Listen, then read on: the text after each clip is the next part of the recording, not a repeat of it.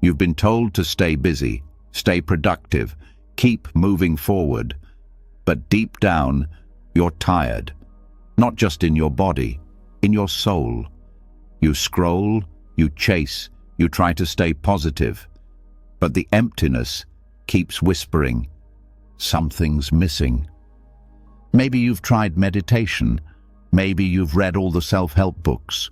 Maybe you've told yourself, I should be grateful. But that quiet ache inside, it's still there. That restlessness, that pressure, that invisible weight on your chest that won't let you fully breathe. Here's the truth they never taught you. Healing doesn't come from doing more. It comes from slowing down, from turning inward, from listening to what's been calling you all along, the still, silent voice within, the one that says, come home. Buddhist wisdom isn't just ancient philosophy. It's medicine for the modern mind. It's what monks have used for 2,500 years to face fear, grief, death, desire, and come out the other side lighter, freer, whole. This isn't religion. This isn't dogma. This is a path back to peace, the kind you don't have to earn or chase, the kind that rises from within like breath, like light, like truth. And over the next 3 hours, something will shift. Your thoughts will slow. The noise will soften. And in the quiet, you'll feel it. That calm, that clarity, that deep inner yes. Not because everything is fixed, but because you are finally still enough to feel what's real. You'll start to let go of the overthinking, of the guilt, of the stories you've been carrying for far too long. You'll remember how it feels to simply be, without judgment, without pressure, without fear. This isn't just another voice to fall asleep to. This is healing. This is ancient. This is yours. So breathe, set everything down, and begin. The path to peace is already inside you. Are you ready? Let's begin.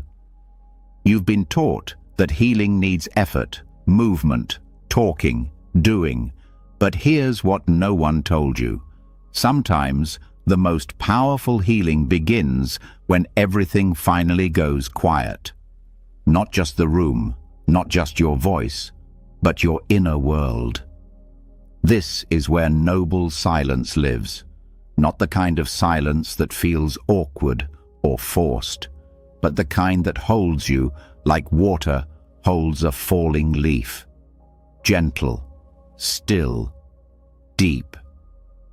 There's a reason the Buddha spoke of Ariya Tunhibhava, noble silence, not as an absence, but as a presence. A silence so full it begins to cleanse you. It doesn't distract you from your pain, it welcomes it. It doesn't drown out your thoughts, it lets them pass like clouds. It doesn't force you to understand everything, it invites you to feel what you've spent a lifetime avoiding. At first, sitting in silence may feel like nothing is happening. That's normal. We're trained to chase sensations, results, noise.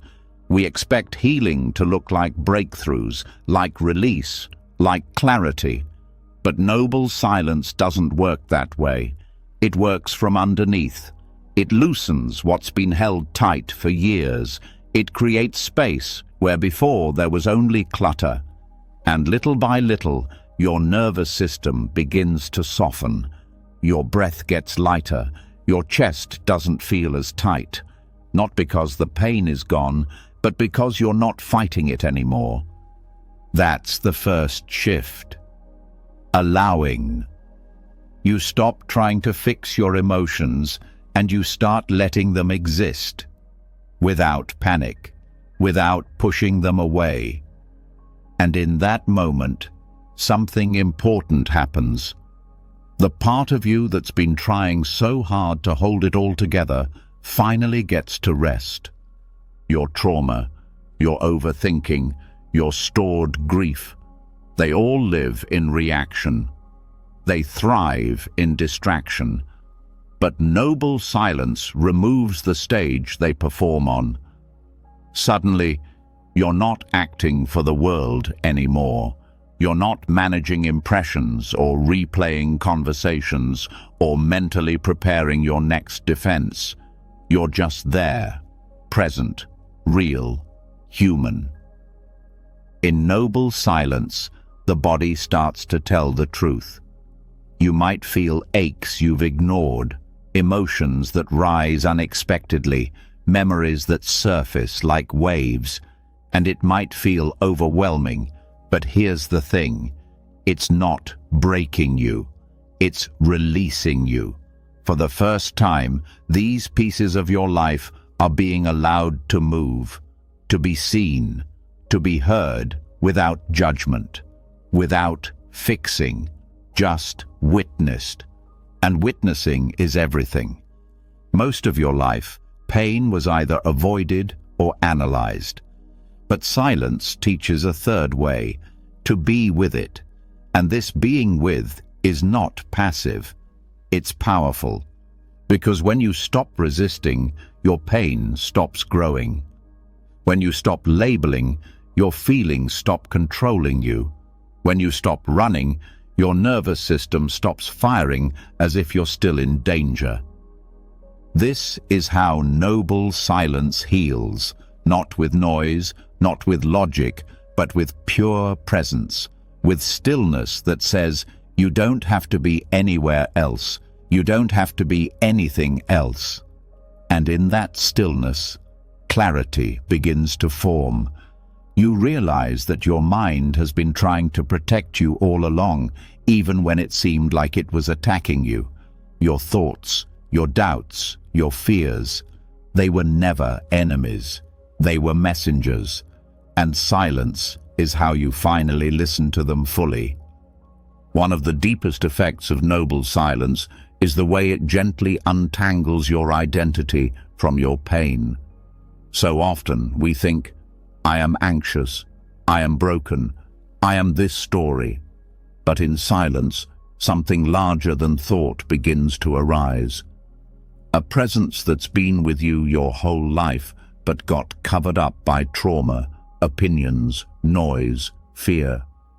And from that place, you see, no, I have these thoughts, but I am not them.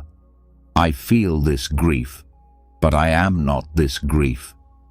And from that space, healing becomes possible in a new way, not because you forced it, but because you remembered. You remembered that the mind can be noisy, but awareness is always quiet. That suffering can feel endless, but presence doesn't rush. That wounds can be deep, but they do not define you. There's something sacred that happens in extended silence. Your heart gets quieter, your breathing becomes deeper, and you begin to hear a voice you forgot was there, the one that isn't judging you or planning or fixing, the one that just watches. This voice doesn't argue, it doesn't beg to be noticed, it's just here. And when you listen long enough, you start to realize that it's more you than the voice you thought was running the show. That inner awareness doesn't need approval, it doesn't chase anything, it doesn't fear stillness, it lives in stillness. And the more time you spend in noble silence, the more familiar it becomes, like returning to a childhood home that was always waiting for you. You might notice that silence changes your relationship to emotions. Anger doesn't feel as explosive. Sadness isn't something to hide. Even boredom becomes a teacher, because everything that arises in silence comes with a message, and now you have the space to receive it, not with fear, but with respect. Silence is also where your body begins to feel safe again, without words to protect you, without distractions to cover discomfort. Your system learns it's okay to just be. The muscles unclench, the shoulders drop, the heart doesn't have to race anymore, and from that softness, your entire being starts to rewire, not just mentally, but physically. Silence is not just a mental break, it's a full-body invitation to heal. And yes, your mind will try to resist it. It will crave stimulation. It will tell you silence is a waste of time, that you should be doing something. But notice who is saying that. Is it your deeper self, or is it the conditioned part of you that only knows how to survive through noise? That's where the real practice begins, seeing the impulse to escape and not obeying it. Because the deeper you go into noble silence, the more your perception starts to shift. You begin to hear the subtle sounds, the wind, your breath, the heartbeat in your ears. You start to see the world not as something to conquer, but as something to harmonize with. You feel your emotions not as problems, but as passing waves. And you meet people not through stories, but through presence. You stop needing to speak to prove something. You stop needing to fill every space with conversation. You stop trying to be understood all the time because you finally understand yourself. Not as an idea, as a living presence. And here's where something truly profound starts to bloom. You don't just find healing, you find peace. And peace is different from relief. Relief is temporary. It depends on conditions. But peace doesn't need anything. It just is. And once you've touched it, even for a few minutes, you start to know the way back. You start to carry that silence with you into the world. You walk slower. You listen deeper. You speak less. But when you do, your words come from truth. You become the calm in the chaos. Not because you're pretending, but because you've practiced. Noble silence isn't a break from life. It's training for it. Because the world will keep shouting, the distractions won't stop. But now you've tasted something stronger, and you begin to understand. You don't have to react to every noise. You don't have to defend yourself every second. You don't have to keep running. You can stop. You can be still, and you can let silence do the work that words never could. It's not about being passive. It's about being free. Free from the compulsion to fill space. Free from the need to perform your value. Free from the habit of abandoning yourself just to be heard. Because once you've sat in the depths of noble silence, you know something for sure. Your spirit doesn't need noise to feel alive. It needs presence, spaciousness, truth. And now you know how to return to it. Not through struggle, but through stillness. Not through answers, but through awareness. Not through force, but through quiet trust. This is the gift noble silence gives you. Not just peace in the moment, but a path. A path back to yourself. Back to the place where healing has already begun. Back to the truth you were never missing, just too distracted to notice. You are home. You always were. Now, stay here a while. Let the silence keep teaching you. Let it do what only silence can do. Let it heal you, one breath at a time. And once silence becomes familiar, not just a pause, but a presence, something unexpected begins to rise from within, a loosening of the grip that time has had on your life. The tightness that comes from always being late, always behind, always not quite there yet. you begin to notice how much of your suffering doesn't come from what's happening, but from what you believe should have already happened by now. This is where silence leads next, into a deeper shift, a more radical freedom, not just peace in your environment, but peace in your relationship with time itself. We live chained to the clock. We measure ourselves by it. We wait for the right time. We grieve wasted time. We fear running out of it.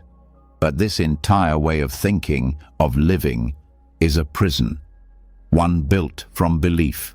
One that can be dissolved, not through effort, but through presence.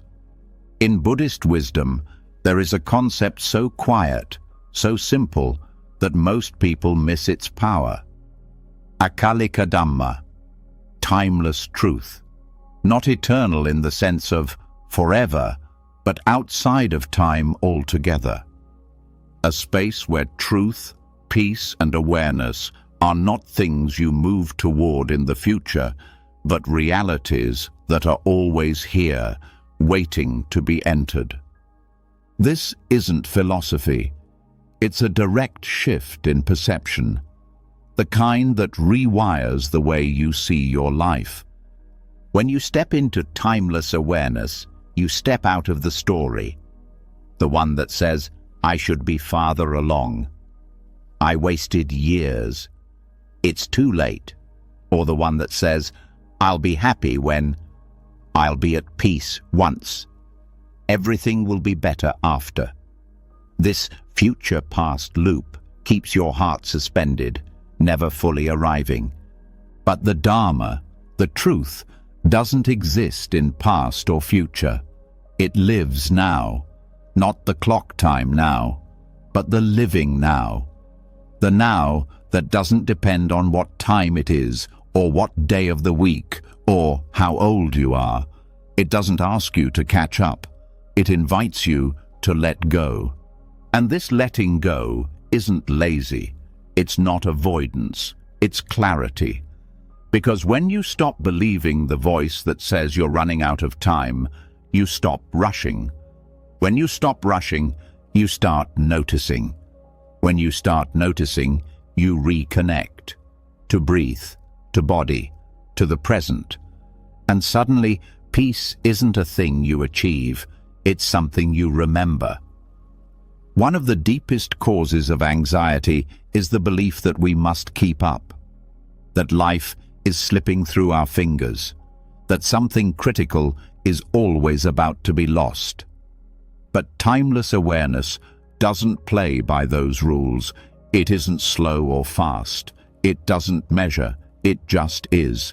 And when you attune to it, even briefly, your nervous system recognizes home, because underneath the surface of all your thoughts, there's a presence that never hurries. It's not interested in your schedule. It's not moved by deadlines. It is calm because it's whole, complete, already. That's what Akalika Dhamma points to. A truth that doesn't begin or end. That doesn't change when the clock ticks forward or the years pass. And the more you connect with that, the more your identity begins to shift, from someone chasing moments to someone inhabiting them. Your mind might resist at first. It might say, "But I have things to do. I need to plan. I can't just drop everything and live in the now."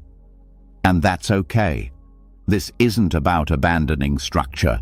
It's about remembering that structure is not where your freedom comes from.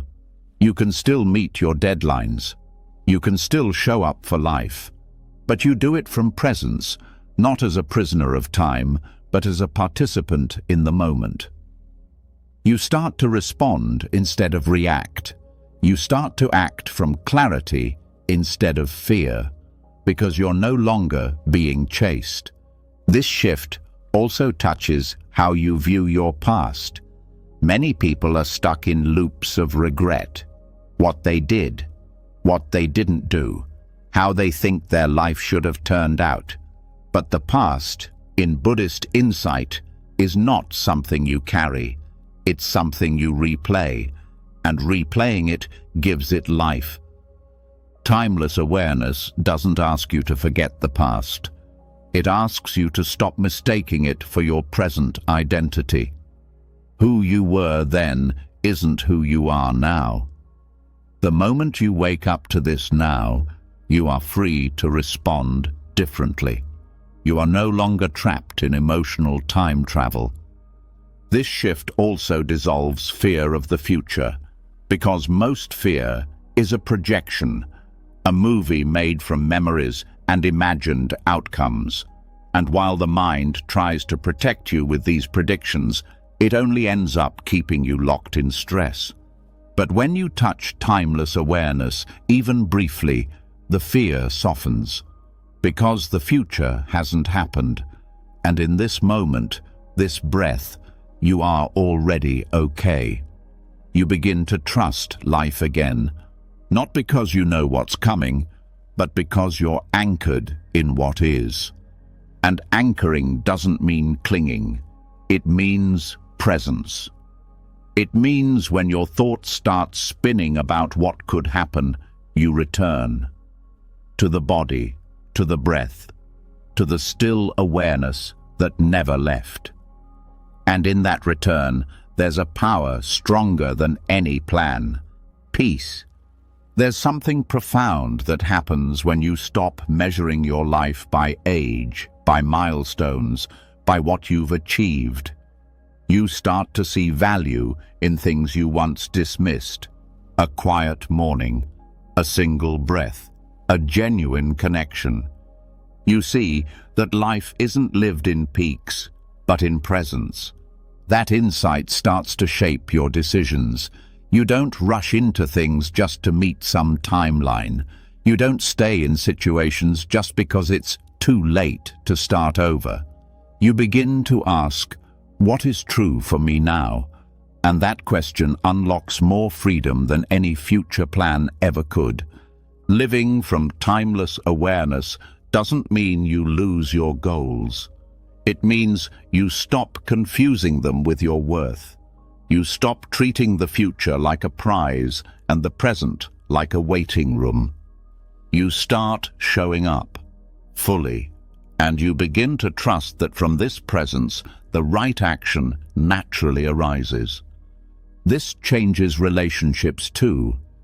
You stop needing others to validate your timeline. You stop comparing where you are with where they are, because you know that peace doesn't follow sequence. It follows surrender. It also changes how you heal. So much emotional pain lingers because of time-based thinking. I should be over this by now. It's been years. But healing isn't linear. It isn't a race. It's a spiral. It's layers. And when you stop rushing it, your body starts to trust you again. In timeless awareness, healing becomes a deep listening. You don't ask, how long will this take? You ask, what is this teaching me right now? And that question leads you into transformation, not by speed but by depth. This shift also affects how you see aging.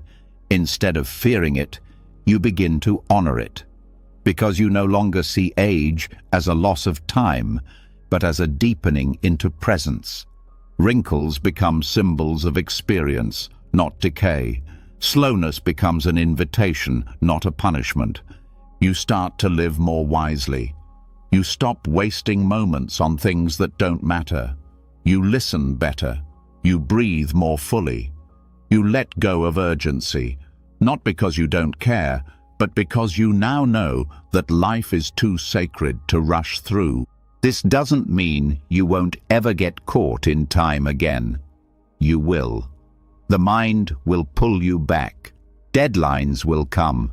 Old fears will rise. But now you know how to return. You've tasted something real. And every time you come back to this awareness, the grip loosens a little more. Akalika Dhamma isn't just an idea.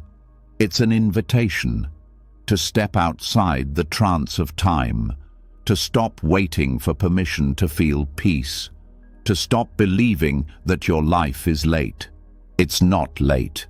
You are here, and here is enough. As you rest in this truth, you begin to trust the unfolding. You don't need to rush into decisions. You don't panic when plans change. You don't crumble when things take longer than expected, because you're not living in the timeline anymore. You're living in the now line. And in the now, nothing is missing, nothing is broken, nothing is behind. There's only this breath, this moment, this chance to be fully alive without needing to be anywhere else. The more you practice this, the more your life begins to take a different shape. One rooted in peace instead of pressure. One guided by presence instead of panic. And from that foundation, you begin to make choices that reflect your inner calm, not your old fears. This isn't about checking out. It's about showing up so fully that time stops feeling like the enemy. It becomes a background rhythm, not a chain around your neck. And in that shift, you start to live from soul, not schedule. This is what timeless awareness offers. Not escape, not delay, but direct contact with what's real. And in that contact, you remember the part of you that never needed to earn peace. Only return to it. So return, again and again, with every breath, every pause, every step. Because peace isn't waiting in the future. It's already here. It always was. And when you begin to live from timeless awareness, you realize that nothing truly belongs to you. Not the past, not the future, not even your body. You no longer cling to time because you've seen through its illusion. But even with this understanding, there's one truth that pierces through every idea, every belief, every plan you've ever made. Everything that begins will end. No matter how present you are, there is one thing that cannot be escaped: impermanence. And it's not a punishment. It's the ground beneath all growth, all meaning, all depth. It's the fire that sharpens your attention, the silence that makes each moment sacred. In Buddhist practice, this truth is not avoided. It is faced directly, not to scare the heart, but to liberate it. The 5 remembrances are one of the most powerful tools for this work. They are not teachings meant for scholars or monks alone. They are daily truths waiting to be seen clearly. And in seeing them clearly, something begins to break open in you, not into despair, but into a deeper presence, a softer heart, a life finally lived without denial. These contemplations are not about morbidity. They are about clarity. They help untangle the fear of loss, the anxiety of control, the constant reaching for permanence that never comes. Each remembrance brings you closer to what is real, not what you hope for, not what you fear, but what is already here, already unfolding. The first remembrance reminds you, this body is subject to aging. No matter how strong or youthful it feels today, it will change. Muscles will soften, skin will loosen, energy will slow.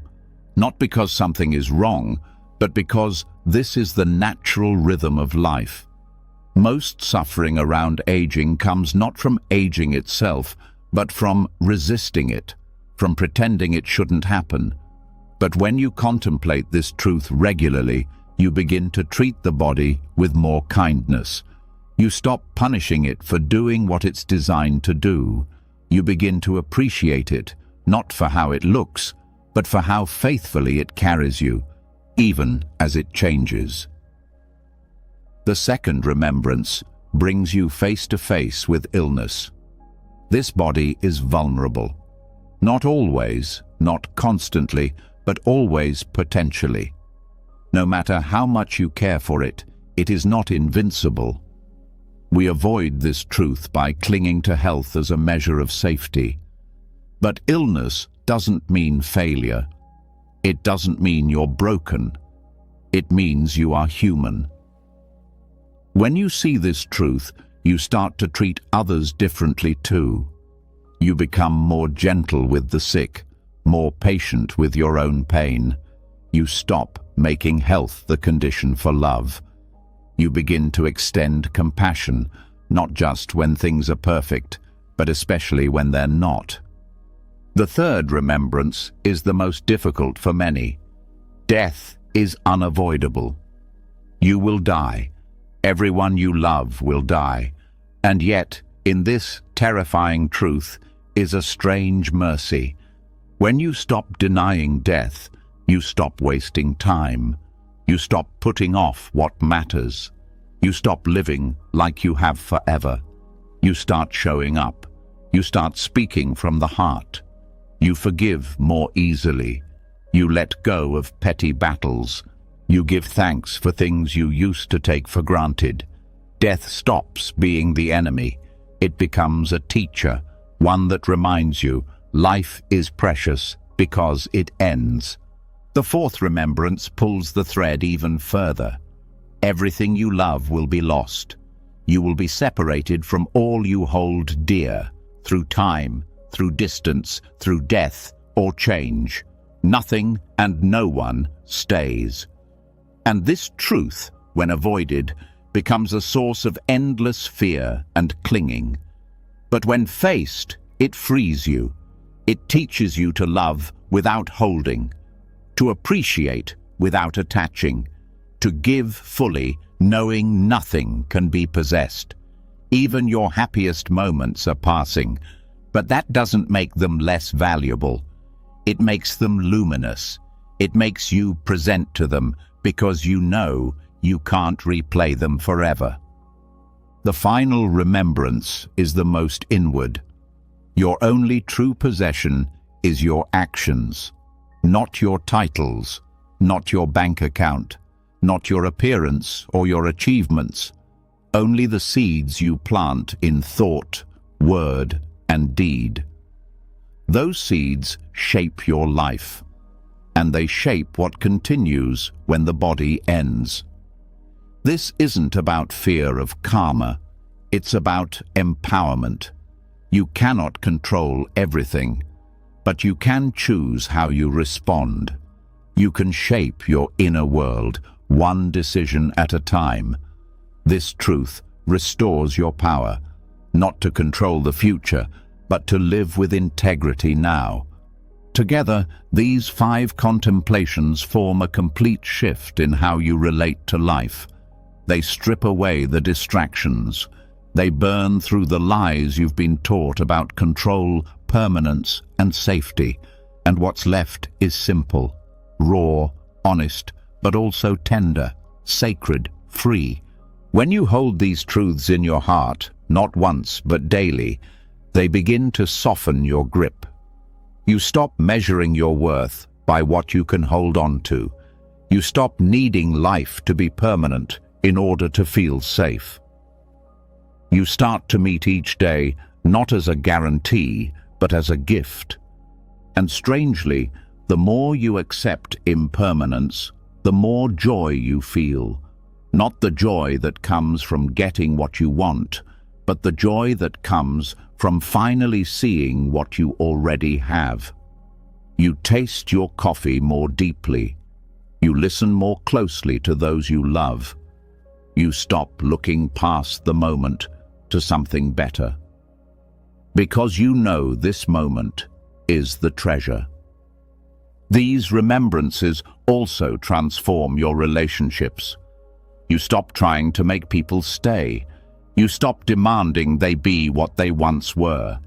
You begin to love them as they are, where they are, knowing they too will change. You forgive more easily, because you don't want to carry regret to the end. You speak more truthfully because you don't want to waste time pretending. And when loss comes, as it always does, you are not destroyed. You are heartbroken, yes, but not shattered, because you were not living in illusion. You were living awake, and the grief, when it arrives, becomes a sacred part of the path, not something to escape, but something to feel fully, and then to carry forward with depth and compassion. These truths also make your priorities crystal clear. You begin to see how much time you've spent worrying about things that won't matter at the end. Approval, success, control. You start letting go, not out of despair, but from clarity. You realize life is too short to stay disconnected, too fragile to keep numbing, too precious to live on autopilot. The 5 remembrances don't take you away from the world. They wake you up inside it. They bring you closer to yourself and to others. They invite you to stop waiting to live and to start participating fully, knowing you don't get forever. When you integrate these contemplations, something shifts deep in the nervous system. The fear that once haunted you starts to dissolve. You no longer live in denial of death, so you stop living in fear of life. You stop reacting to change with panic. You begin to welcome it. Because you trust that life is not meant to be held, it is meant to be moved through, experienced, felt, met with reverence. And in this space, healing happens without forcing it, not because your circumstances change, but because your perspective does. You begin to carry a kind of calm that doesn't ignore suffering, but understands its place in the larger rhythm of existence. You stop resisting what is natural, and because of that, you suffer less. These teachings don't remove pain. They make you more real with it.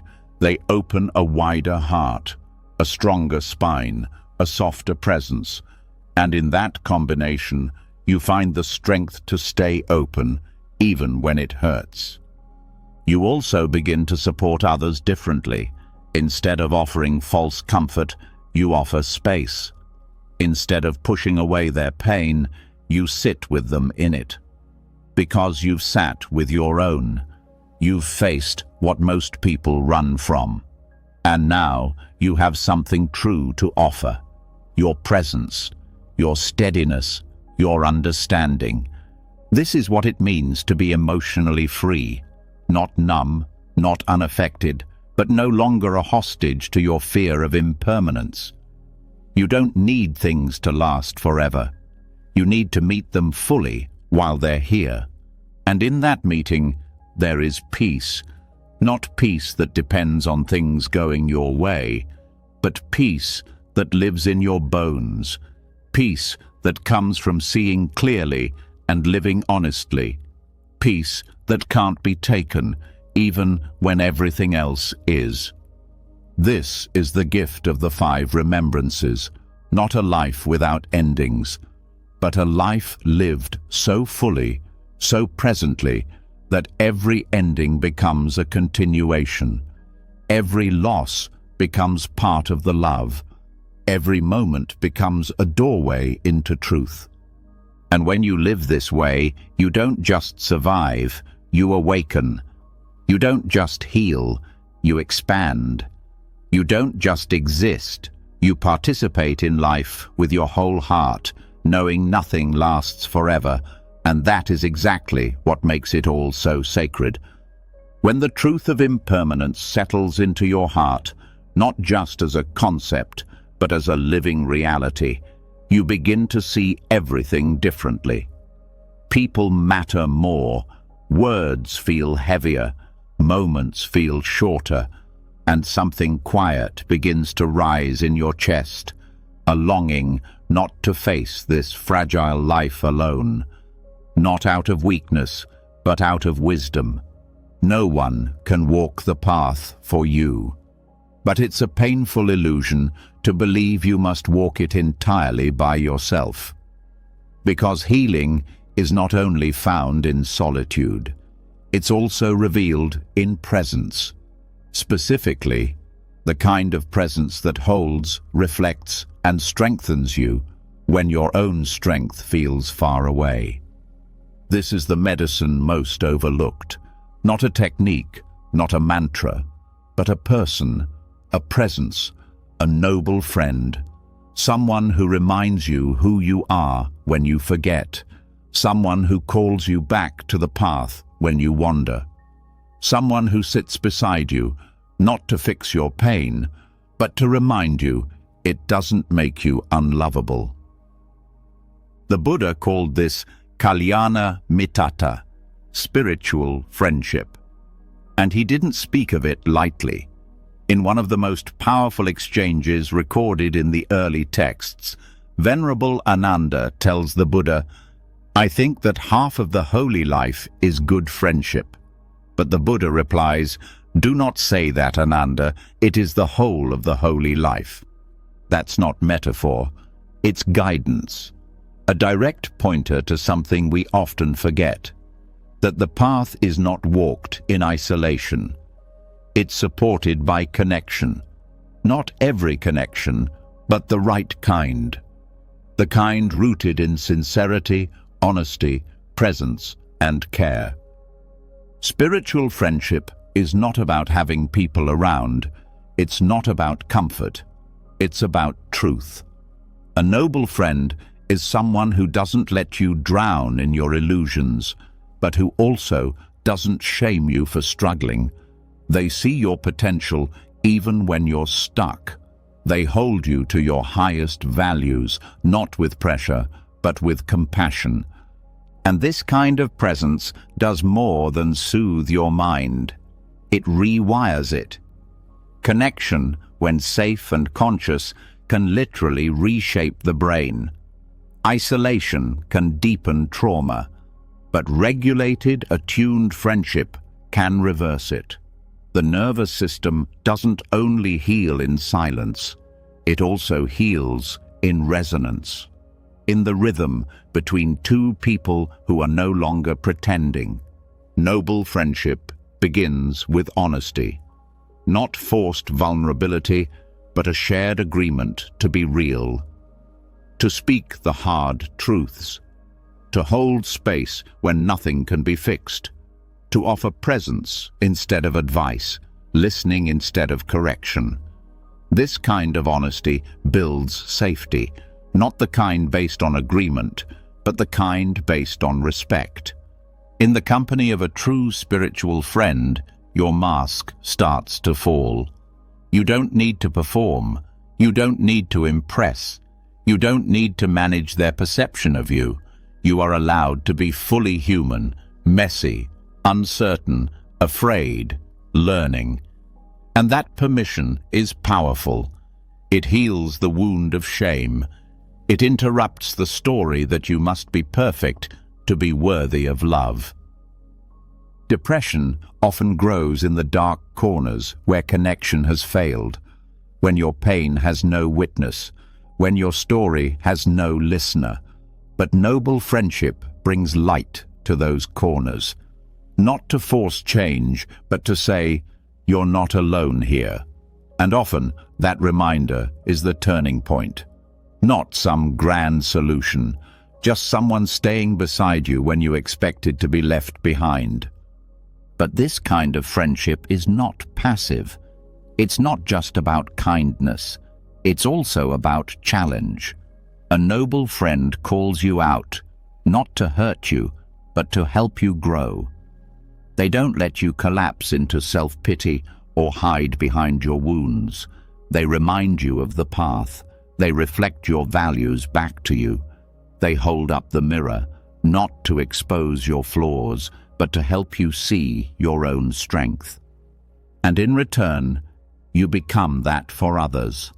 Not a savior, not a fixer, but a presence, a witness, a steady light. You start to listen better, to respond with more care, to hold space without rushing to give advice. You learn the art of being with another person, not to shape them, but to support them. This reciprocity is what transforms ordinary friendship into spiritual friendship. It's not transactional. It's not based on shared opinions or entertainment. It's rooted in shared intention, to wake up, to heal, to grow. You want the best in each other, not in a competitive way, but in a deeply compassionate one.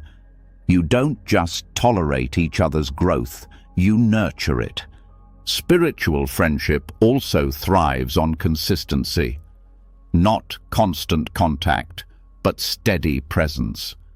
It doesn't vanish in discomfort. It stays. Through awkward conversations, through silence, through misunderstanding. It repairs instead of withdrawing. It forgives instead of keeping score. It returns again and again to kindness and clarity. This kind of connection doesn't require you to be anyone but yourself. And it also doesn't let you hide from who you truly are. It invites your wholeness, the broken parts, the light parts, the parts still becoming. And in that space of acceptance, something ancient in you begins to relax. When depression tightens its grip, when the inner world feels cold and unreachable, the presence of a noble friend becomes a light in that darkness. Not to pull you out by force, but to keep a doorway open, to whisper, "You're not forgotten." This kind of friendship is not about fixing symptoms, it's about nourishing the root. It's about presence over performance, being overdoing. You also begin to see that spiritual friendship doesn't always look dramatic. It can be quiet, a conversation that stays with you for days, a message that arrives when you're at your lowest, a memory of someone who once said, "You're stronger than you think," and meant it. These moments plant seeds. They become part of your inner landscape. They grow roots of resilience where once there was only shame. And for those who feel isolated, disconnected, unsure how to begin, this kind of friendship is not out of reach. It starts with presence, with intention, with showing up again and again, authentically. When you live from truth, you begin to attract those who are also drawn to it. When you stop pretending, others feel permission to do the same. The practice of cultivating noble friendships is also about discernment. Not every connection is meant to be close. Some people trigger old patterns. Some connections drain more than they give. And part of this path is learning to let go of relationships that do not nourish your healing. Not with judgment, but with wisdom. You are not unkind for protecting your peace. In making space for the right connections, you also take responsibility for the kind of friend you are. You stop gossiping, you stop competing, you stop abandoning others when they're inconvenient. You become someone who others can trust, not just with secrets, but with silence, with pain, with truth. Spiritual friendship is not sentimental. It is revolutionary. It interrupts the culture of isolation, of self-obsession, of shallow validation. It offers something real in a world obsessed with image. It becomes a practice in itself, not just something you have, but something you do. You check in with your people. You remember the little things. You apologize when needed. You speak with care. You celebrate their growth. You stay curious. You ask real questions. You become a refuge, a safe space in a noisy, restless world. And over time, you realize that these friendships are not just support systems, they are part of the path itself. They hold you accountable to your highest intentions. They call forth the version of you that you're still becoming. And they walk beside you, not ahead, not behind, but with. The Buddha didn't say, noble friendship is helpful. He said, it is the whole of the path. Because everything changes when you're no longer healing alone. Everything deepens when truth is shared. Everything softens when your pain is witnessed, not judged. So let yourself receive that kind of presence. Let yourself offer it. Be willing to show up, to be seen, to stay, and know that in doing so, you're not just creating connection, you're practicing liberation. This is the medicine, not found in books or theories, found in people, in presence, in the quiet strength of walking together, side by side, toward what is true. Even the most nourishing connection, no matter how sacred, cannot substitute the inner work of letting go. Noble friendships support your path, but they cannot walk it for you.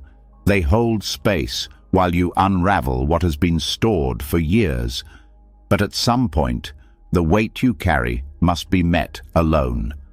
Not in isolation, but in direct honesty. Because no one can let go on your behalf. There comes a point in every healing journey where the pain is not from what happened, but from the refusal to release what is no longer here. We revisit conversations that ended years ago. We hold on to roles that no longer fit. We grip identities built in survival.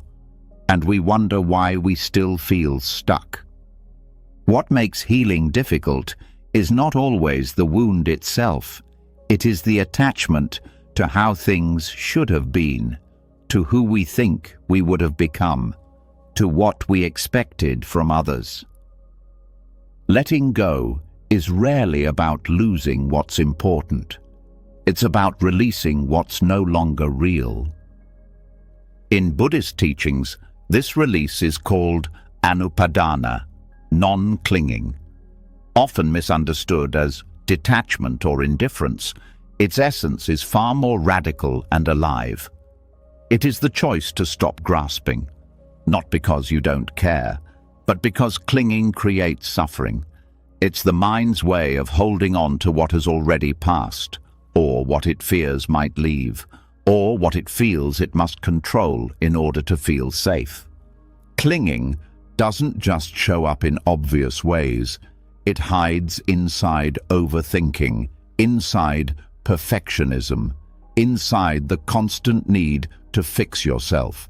It lives in resentment, in the refusal to forgive, in the panic that rises when uncertainty appears. It hides in the need to be understood, to be right, to be needed. These are not small habits. They are emotional chains. To practice non-clinging is not to shut down emotionally. It is to allow life to flow without trying to cage it. It is to meet your experience without turning it into an identity. It is to allow a feeling without needing to make a story out of it. It is not passive. It is one of the most courageous acts a human being can engage in. When you let something be, you are not giving up. You are giving space. Space for the heart to stop fighting, space for the nervous system to stop reacting, space for grief to move naturally instead of being suppressed. This is not about avoiding responsibility. It's about ending your contract with self-imposed suffering. Much of what hurts us most isn't the situation. It's the refusal to allow it to change. A relationship ends, but we replay it. An opportunity is missed, but we define ourselves by it. A version of us is gone. but we keep trying to become it again. The healing begins not by erasing these stories, but by loosening our grip on their necessity. Non-clinging invites us to sit with discomfort without grabbing for control. That doesn't mean we approve of pain. It means we stop resisting its presence.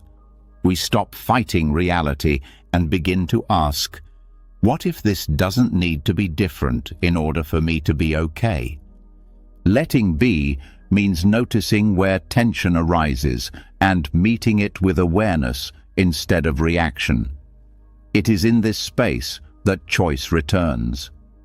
You do not need to believe every fearful thought. You do not need to react to every emotional wave.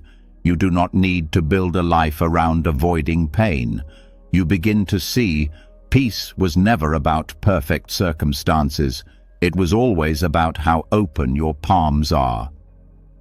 This practice is especially transformative in relationships. Clinging often disguises itself as care. But true love does not grasp. It gives space. It respects freedom. It sees the sacred in allowing someone to evolve, even if that evolution leads them away from you. Non-clinging is not cold. It is the highest form of respect. It says, I honor your path, even when it no longer includes me. The same applies to our healing. So many suffer not from trauma itself, but from the expectation that they must be fully healed by now. We cling to timelines, to ideals, to versions of ourselves that are only partially true, and in that clinging we create pressure, not progress. Non-clinging does not mean you stop caring about healing. It means you stop strangling it. You stop measuring your worth by how quickly you let go. You stop comparing your journey to someone else's. You rest in the unfolding, even when it's messy. Especially when it's messy. When pain arises, non-clinging doesn't say, push it away. It says, let it pass through. This shift rewrites how we meet sadness, anger, fear. Instead of contracting, we open. Instead of suppressing, we stay with it, without making it mean something personal, something fixed. There is deep wisdom in the body, but we override it by clinging to what we think we should feel. Non-clinging invites us to trust the body's rhythms, to allow grief its full season, to let joy come and go without grasping for more, to welcome emptiness as a part of wholeness. Even our ideas about spirituality can become something we cling to. Beliefs, identities, practices. Sometimes the most liberating act is to let go of the structure we once needed, to allow our path to evolve, to trust that truth doesn't need to be tightly held. It will return if it is real. The challenge with non-clinging is that it requires us to meet life without guarantees. There is no promise that everything will work out as we hoped. No assurance that if we let go, something better will arrive. But non-clinging doesn't ask for proof. It asks for presence. It asks for your willingness to meet what is here as it is. When we begin to live this way, life becomes less exhausting. Not because pain stops, but because the resistance does. We begin to meet each experience with curiosity instead of control. We ask, what is here now, rather than, how can I make this what I want it to be? This shift doesn't mean life becomes easy, but it becomes more real. And real life has its own kind of peace, the peace of not needing to chase or escape anything, the peace of being exactly where you are without the pressure to be anywhere else. Practicing non-clinging also changes how we approach decisions. When we are attached to outcome, every choice feels loaded. When we release the grip, clarity returns. We no longer seek guarantees, we seek alignment. We make decisions not to avoid fear, but to stay true to our values. This makes every step lighter, more honest. In conversations, non-clinging allows us to listen, truly listen. We don't grasp for a chance to be right. We don't need to control how others see us. We become curious, open, responsive, not reactive. This creates intimacy without pressure, connection without manipulation. In practice, letting be can look very ordinary. A pause before reacting, a breath in the middle of conflict, a willingness to leave something unresolved for now, a release of needing closure before you can feel peace. These are not grand gestures, they are small shifts, but they change everything. Non-clinging also supports self-compassion. When we stop holding on to how we think we should feel, we allow space for how we do feel. This opens a door to meet our pain, not with judgment, but with tenderness. To say, it's okay to be here. You don't need to move on yet. You're still healing, and that's okay. Over time, the habit of grasping begins to fade. Not by force, but by practice, by staying, by noticing, by returning, again and again, and you begin to notice something unexpected. Joy returns, not because life becomes perfect, but because you're no longer insisting that it must be. The joy of non-clinging is quiet. It's subtle. It doesn't sparkle like pleasure. It feels like relief, like rest, like no longer dragging the past into the present, like waking up and not needing to fix anything before feeling grateful. This is not about bypassing grief or avoiding effort. It is about knowing when effort becomes struggle, when trying becomes clinging, and having the wisdom to stop, to breathe, to let it be. In this practice, you begin to live differently, with less fear, with more space, with a heart that is open but not desperate, present but not overwhelmed, engaged but not entangled. And this is not detachment. It is maturity. It is freedom. Letting be is not the end of your journey. It is the ground that supports everything else. It is how you heal, not by reaching forward, but by releasing back. It is how you grow, not by adding more, but by letting go of what is no longer needed. You don't need to carry everything. You were never meant to. And when you begin to release, not just in mind, but in heart, in body, in breath, you begin to return to simplicity, to clarity, to the peace that was never far away. In letting be, you don't become passive. You become powerful, because nothing owns you anymore. Not the past, not the fear, not the need to prove. You are free to feel, free to move, free to rest. This is not a single moment. It's a way of living, a path walked breath by breath, a return to something deeper than control, something softer than certainty, something more honest than force. And in that return, everything begins to open, without clinging, without pushing, without needing to hold the sky in your hands. You simply let it be, and somehow that's enough, more than enough. It's the beginning of peace, and once the grip of clinging begins to loosen, the heart discovers something even more radical than letting go. It finds the space to give freely, without fear, without demand, without waiting for anything in return. The energy that was once used to hold, to grasp, to protect, now becomes the very energy that opens. What was once defensive begins to soften, and in that softening, love appears. Not the kind based on need, not the kind born from transaction, but the kind that stands on its own, complete even if never acknowledged. This is metta, loving kindness. And when it is offered without expectation, it becomes one of the most powerful forces for healing.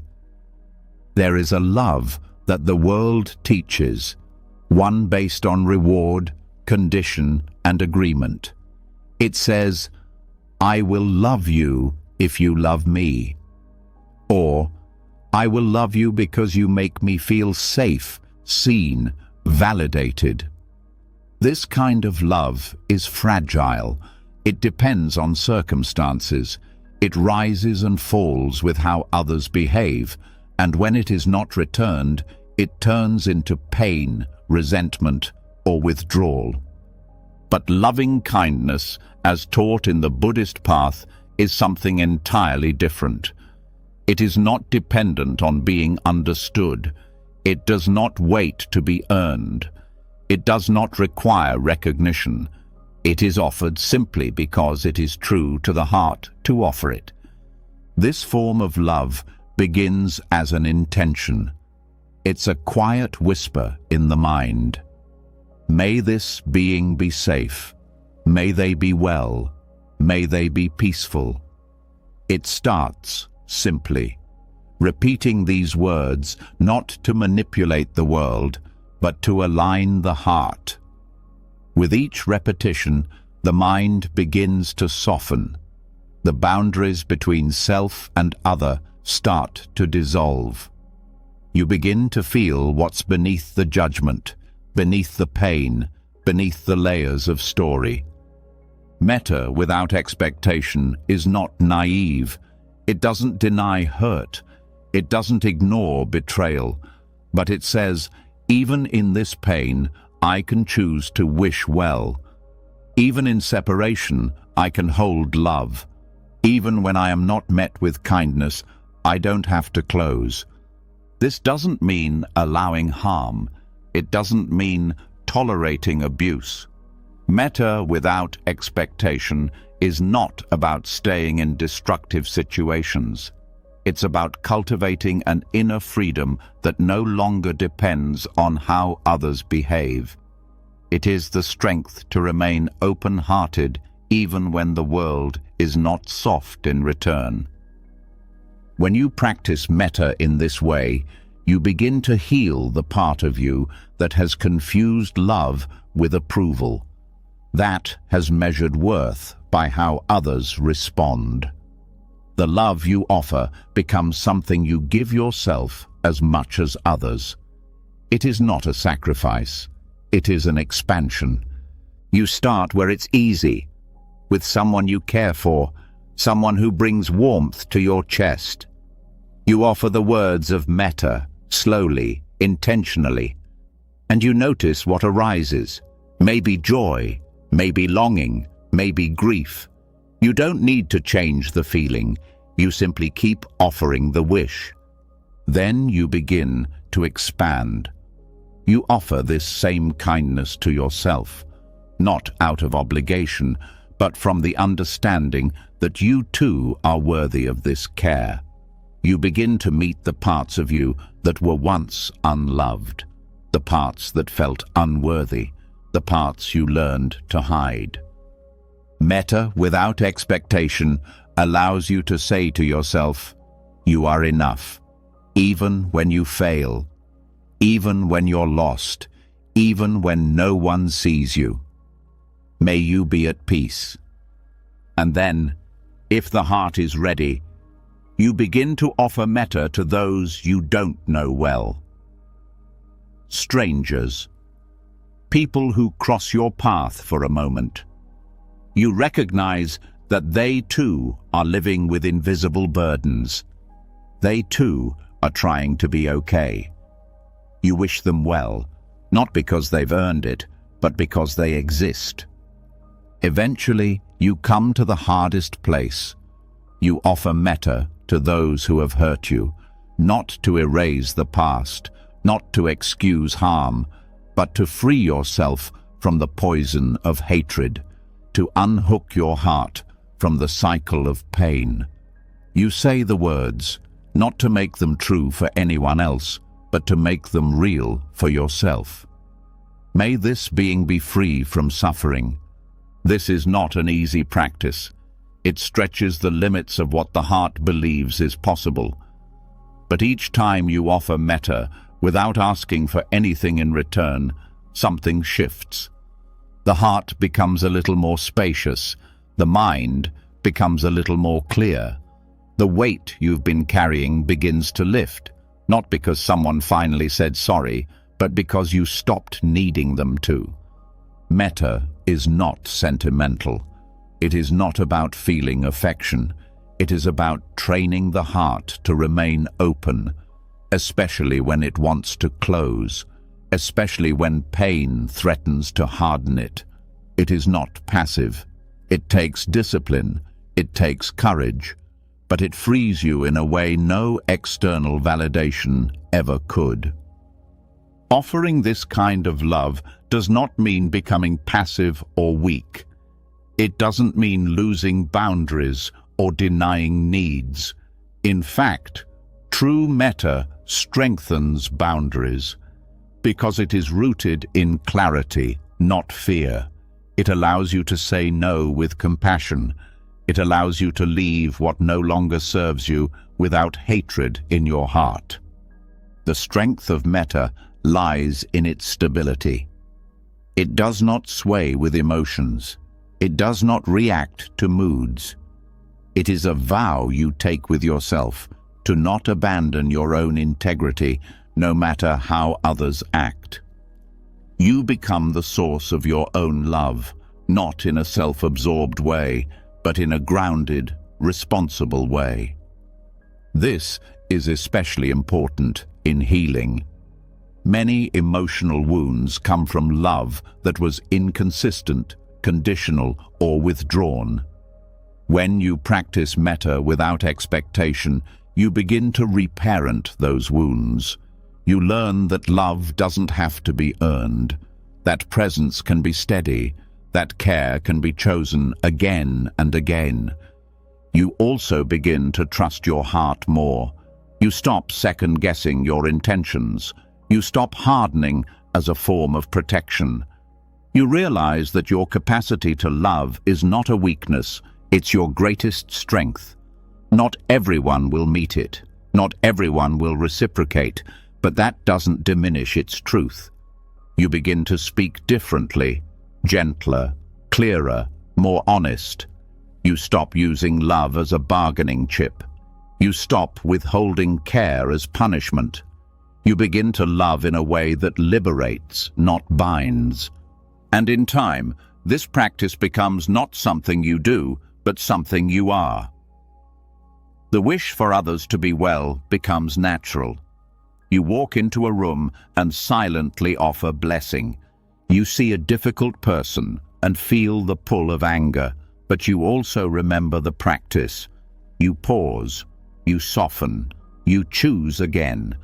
This choice doesn't always feel good. Sometimes metta brings up grief. It brings up the pain of not being loved in return, the ache of not being seen, but it also brings you back to the source, the inner refuge that no one can take from you. In this way, loving kindness becomes a refuge, not an escape, but a return, a home that exists not outside of you, but within, a place you can carry with you wherever you go. You begin to realize you don't need the world to be perfect to offer love. You don't need others to change for your heart to remain true. This doesn't make you superior. It makes you free. Free from waiting. Free from needing life to be different before you can show up fully. Free to give without calculating. Free to care without control. The more you practice this, the less you feel controlled by circumstances. Your love becomes stable, quiet, unshakable. Not because you've hardened, but because you've deepened. You've seen that the source of love is not in the outside world, it's in your own intention. And that intention, when practiced without expectation, becomes transformative. It touches everything. It heals the cracks. It nourishes the soil. It plants seeds that grow long after you're gone. You may never see the full result of your kindness, but you don't need to, because the act itself is complete. This is what it means to love without needing it returned. Not to feel superior, not to become self-sacrificing, but to know that the love you give is not wasted, even when it is not received. It lives in you, it shapes the world, and it sets you free. In that freedom, you no longer wait to be chosen. You no longer need to be validated. You love because it's who you are. You care because it's how you live. And in doing so, you become the very healing you once searched for. That's the gift, not just to others, but to yourself. A heart that opens again, not because it's never been hurt, but because it knows that even after everything, it can still choose love. When love becomes something you offer without needing it to return, your heart changes shape. It no longer seeks safety in control or guarantees. It becomes steady, like the earth, able to carry weight, able to give without depletion. But this open-heartedness is not born from ease. It is often carved by pain. And once the heart softens in metta, something deeper calls, not just to love, but to serve, not just to heal, but to help others heal through the very wounds that once broke you. This is where the Bodhisattva path begins, not from perfection, but from heartbreak, from standing inside your own suffering and saying, "Let this be the doorway. Let this be the reason I no longer turn away from the suffering of others." In Buddhist tradition, the Bodhisattva is not someone who escapes the world, but someone who returns to it again and again out of deep compassion. Even with the path to personal liberation open, they choose to stay until all beings are free. This vow is not poetic. It is a living promise to transform pain into purpose.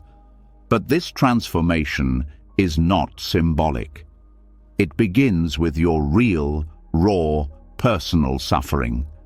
The things you thought disqualified you, the moments you felt furthest from peace, the nights you thought you wouldn't survive. These are not just setbacks. In the Bodhisattva's heart, they become seeds. Your own wounds become the bridge through which you understand others. Not through pity, but through presence. You don't need to fix anyone. You simply know what it feels like. To grieve, to lose, to break open and keep going. And this knowing becomes your compassion. This is not about romanticizing suffering. It is about refusing to waste it. You begin to realize that your deepest pain, when held with awareness, becomes wisdom. It teaches you how to be gentle, how to listen, how to stay present when others are drowning in silence. The Bodhisattva does not serve from a distance. They serve from their scars. And that service is not grand or dramatic. It's often invisible, a quiet word, a steady presence, an understanding glance. You learn that what people need most is not answers, but someone who does not shrink away from their pain. This path asks everything from you, not all at once, but honestly. It asks you to stop hiding, to stop seeing your suffering as shameful, to begin using it as a compass. It asks, what have you survived? What did you learn that could help someone else survive? And this doesn't mean becoming a teacher or healer by title. It means embodying compassion wherever you are. In a conversation, in a hospital room, in a moment of conflict, in silence. You bring your presence forward, shaped by pain, refined by love. Your suffering may still live in you, but it no longer owns you. It becomes a source of connection instead of disconnection. Instead of pushing people away, it allows you to say, "Me too." And that "me too" is the end of isolation. It's the beginning of mutual healing. The Bodhisattva's vow is not a dramatic statement. It is a quiet, daily recommitment. To stay open when it's easier to close. To remain compassionate when bitterness tries to take root. To keep showing up for life, not because it's easy, but because love demands it. And this vow is personal. It does not look the same for everyone. For some, it means offering kindness to strangers. For others, it means raising children with tenderness. For others still, it means simply not giving up on themselves. Every act of compassion counts. Every time you choose gentleness instead of cruelty, you live this vow. You begin to understand that compassion is not a feeling, it is a practice, one that is built on resilience, on choice, on clarity. And this practice deepens every time you meet your own pain without flinching, because only then can you meet the pain of others with the same steadiness. There will be days when your own suffering feels like too much, when compassion feels far away. This too is part of the path. The Bodhisattva does not pretend to be unaffected. They do not deny their grief. They include it. They hold it tenderly. And in that holding, they remember why they serve. The path is not about becoming invulnerable. It is about becoming transparent to the truth. When you stop resisting your own suffering, you start moving through life with less armor. You become someone who listens not just with ears, but with presence, who speaks not just with words, but with understanding. And that understanding changes lives, not through speeches, not through advice, but through the quiet power of being real, of being human, of not needing to be above it all in order to be of benefit. The more you walk this path, the more you realize that the wound itself is not the problem. It is the refusal to allow it to open you that creates suffering. Once it opens you, it becomes the very ground upon which compassion grows. You see people differently now. You don't just notice their behavior. You notice the pain beneath it, the fear, the confusion, the unmet needs. And instead of reacting, you pause, you respond. You choose empathy over ego. This doesn't mean you tolerate harm. Compassion includes boundaries. It includes the wisdom to say no, to walk away, to protect. But even then, the heart remains open. You don't shut down. You don't seek revenge. You act from love, not from woundedness. The Bodhisattva's wound is not a badge. It is a door, a threshold. Once you walk through it, your relationship to pain changes. You no longer ask, "Why me?" You begin to ask, "How can this serve?" And that question leads to liberation, not just yours, but others. You begin to feel a sense of purpose that doesn't depend on achievement. Your worth is no longer tied to how happy you are or how healed you are. It's tied to how deeply you care, how honestly you live, how bravely you stay with yourself and others when things fall apart. This path does not promise comfort, but it promises truth. It promises that your suffering is not meaningless, that every tear, every loss, every ache can become part of your offering. Not in spite of the pain, but because of how it taught you to love more fully. The Bodhisattva walks with open eyes. They see the suffering of the world and do not turn away. But they also see the beauty, the resilience, the spark of goodness that still exists in the darkest corners, and they choose to nurture that spark again and again. This path changes how you see service. It's not about fixing, it's about bearing witness, about refusing to let anyone believe they are alone in their pain, about being the steady presence that says, "This hurts, but you are not broken. You are still whole." That kind of presence is rare and needed, and you don't need to wait until you're healed to offer it.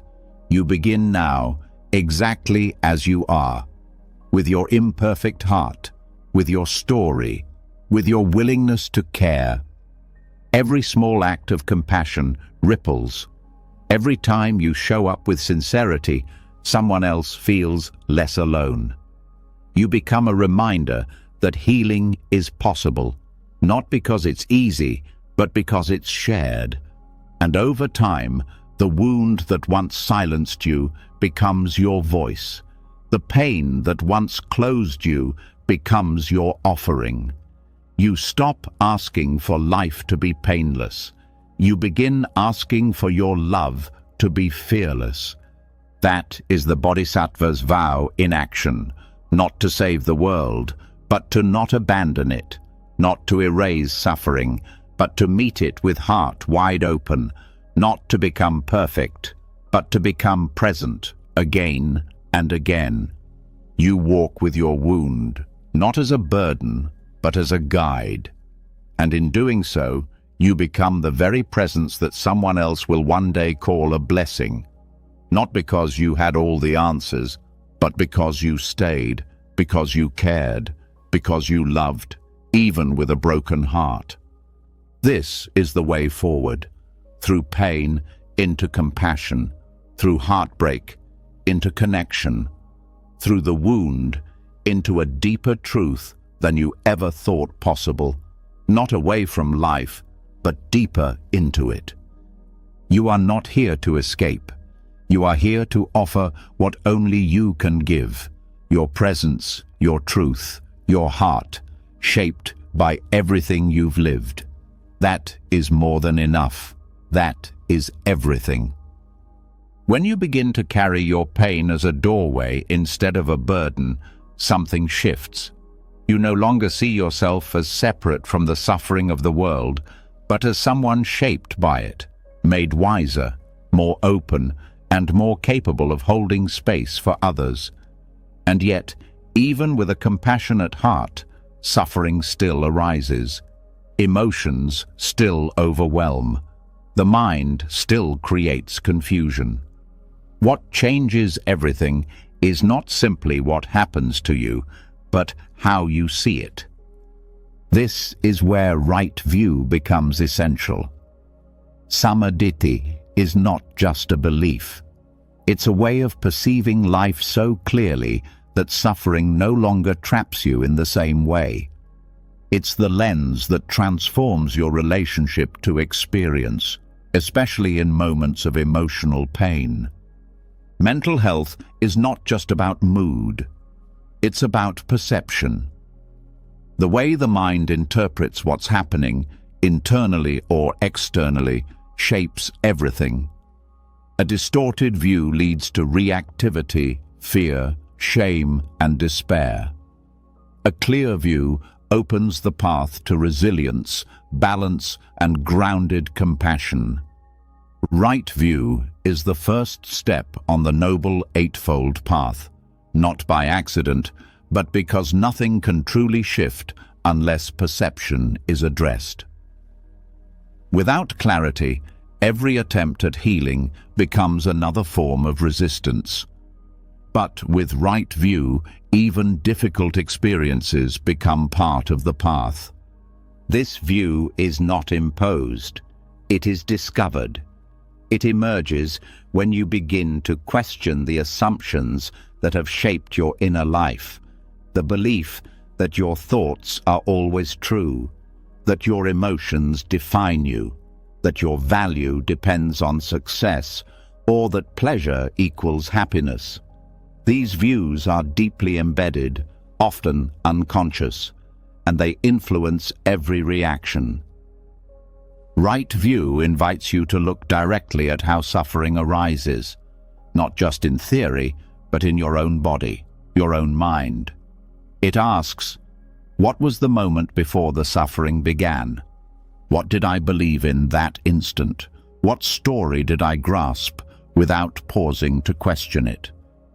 Through this lens, mental pain becomes something to observe, not to fear. Anxiety is no longer a permanent flaw. It's a response rooted in misunderstanding. Depression is not who you are. It's a state shaped by unexamined narratives. Fear loses some of its grip when seen as a habit, not a sentence. Right view is rooted in understanding the Four Noble Truths, not just intellectually, but experientially. That suffering exists.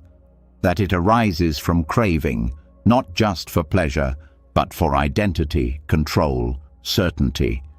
That it can end, and that there is a path.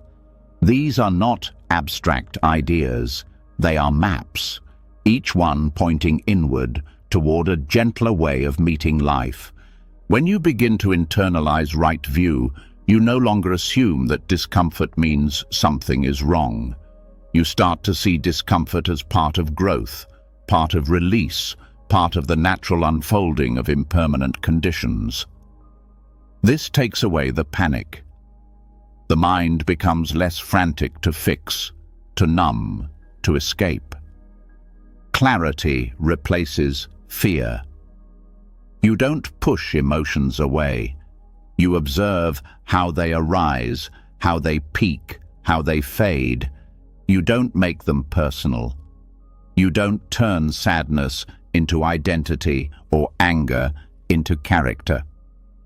You witness them like weather, temporary, changeable, not who you are. In this space, healing becomes less about removing symptoms and more about relating differently to them. You begin to ask, what is this experience trying to teach me? What can I let go of here? What belief is being challenged? And with each question, the mind softens. The heart becomes more available. The body relaxes. Right view also reshapes how you understand others. Instead of reacting to someone's behavior, you begin to see their suffering behind it.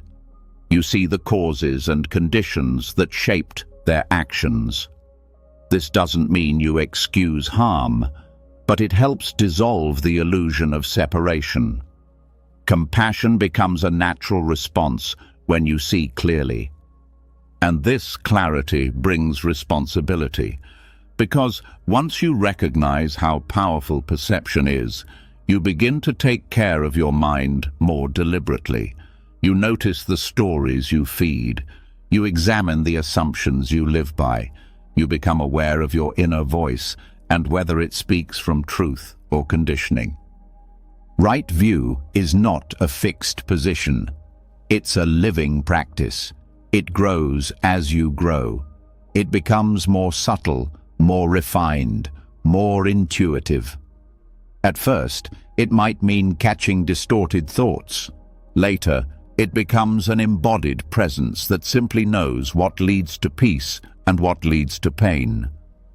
This understanding supports emotional resilience.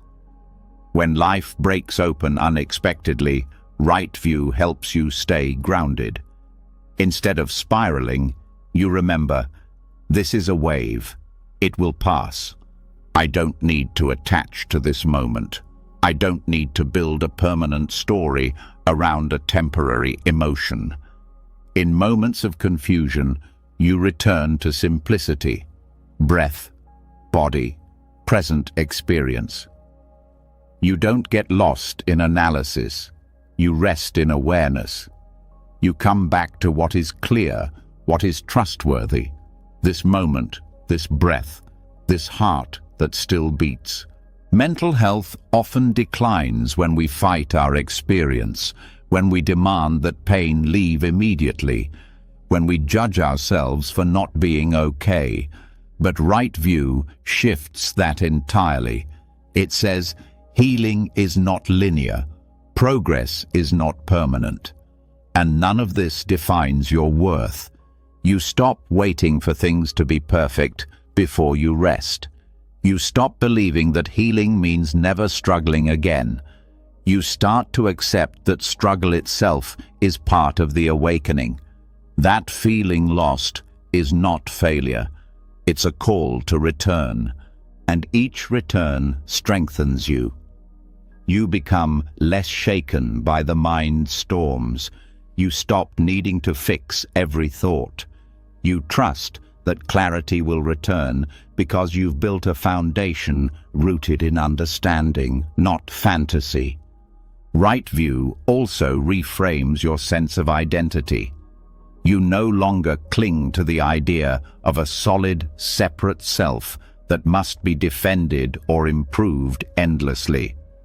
You begin to see self as a process, changing, layered, responsive.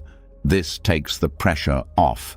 You stop needing to prove yourself. You start being more honest, more fluid, more human. With this view, even shame begins to dissolve.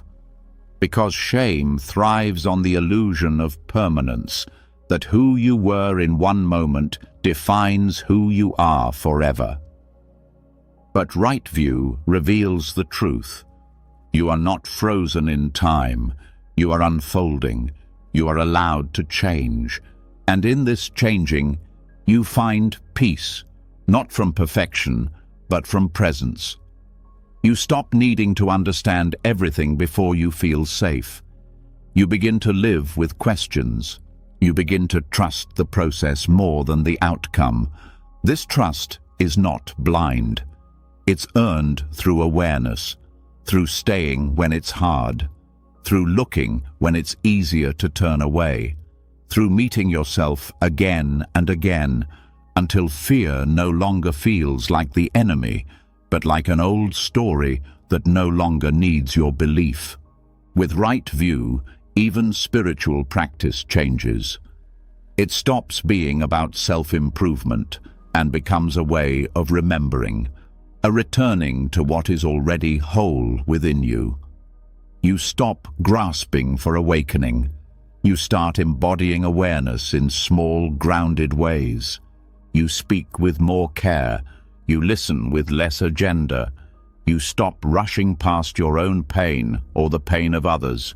You become a steady presence in a world of reactions, not because you've escaped suffering, but because you've seen through its causes. And that seeing becomes compassion, not as an idea, but as a natural result of understanding. You stop taking things so personally. You stop expecting the world to match your preferences. You meet life as it is, not as you wish it to be, and in doing so, you suffer less. This is not easy work.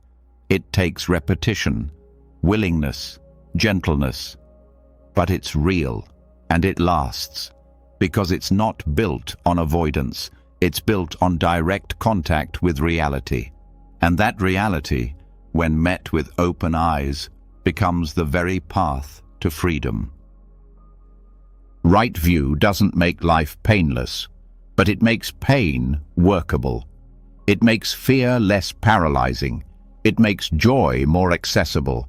It reveals a different kind of stability, one that doesn't depend on the outer world behaving a certain way, but on your inner world being rooted in truth. You no longer need everything to go your way to be at peace. You need to see clearly. And that clarity, when practiced with humility, becomes your refuge. In that clarity, you are not broken. You are not behind. You are simply here, breathing, witnessing, growing, and that is enough, always enough. When clarity begins to settle in your mind, you no longer run from discomfort the way you once did. You stop reacting blindly. You learn to stay grounded when emotions rise. But even as your view becomes wiser, one truth remains impossible to avoid. Everything you love will end. Every person, every moment, every breath. And it's not enough to understand this intellectually. You have to meet it, face to face, with your feet on the ground and your heart fully open. This is why ancient monks practiced walking meditation in graveyards, not to romanticize death, but to build a relationship with it, not as an enemy, but as a teacher. In a world that avoids the topic at all costs, this practice becomes a kind of medicine, one that cuts through illusions and brings you back to what truly matters. The practice itself is simple. You walk, slowly, mindfully, one step at a time, among headstones, among names, among reminders that every life, no matter how full, ends. But what happens within you as you walk is where the real transformation occurs. The mind becomes quiet, not because there is nothing to think about, but because the mind finally recognizes that most thoughts are not useful here. In the presence of death, complaints shrink, arguments feel small, grievances lose their grip. What remains is a tender awareness, a direct encounter with the truth of impermanence. This isn't meant to make you sad, it's meant to make you honest. So much suffering comes from pretending you have time, from acting as though everything important can wait. But when you walk where others have already finished their lives, urgency returns, not in the form of panic, but in the form of clarity. You start to notice how precious each breath is, how rare it is to love someone and still be able to tell them, how fragile your plans are, not in a hopeless way, but in a way that brings deep presence. This is what the cemetery teaches, not despair, but presence, not fear, but reverence. Walking among the dead is not about morbidity, it's about perspective.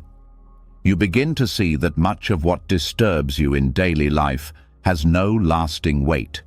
The judgments, the need to be right, the rush to be first. These concerns dissolve in the face of mortality, and yet what grows stronger is love.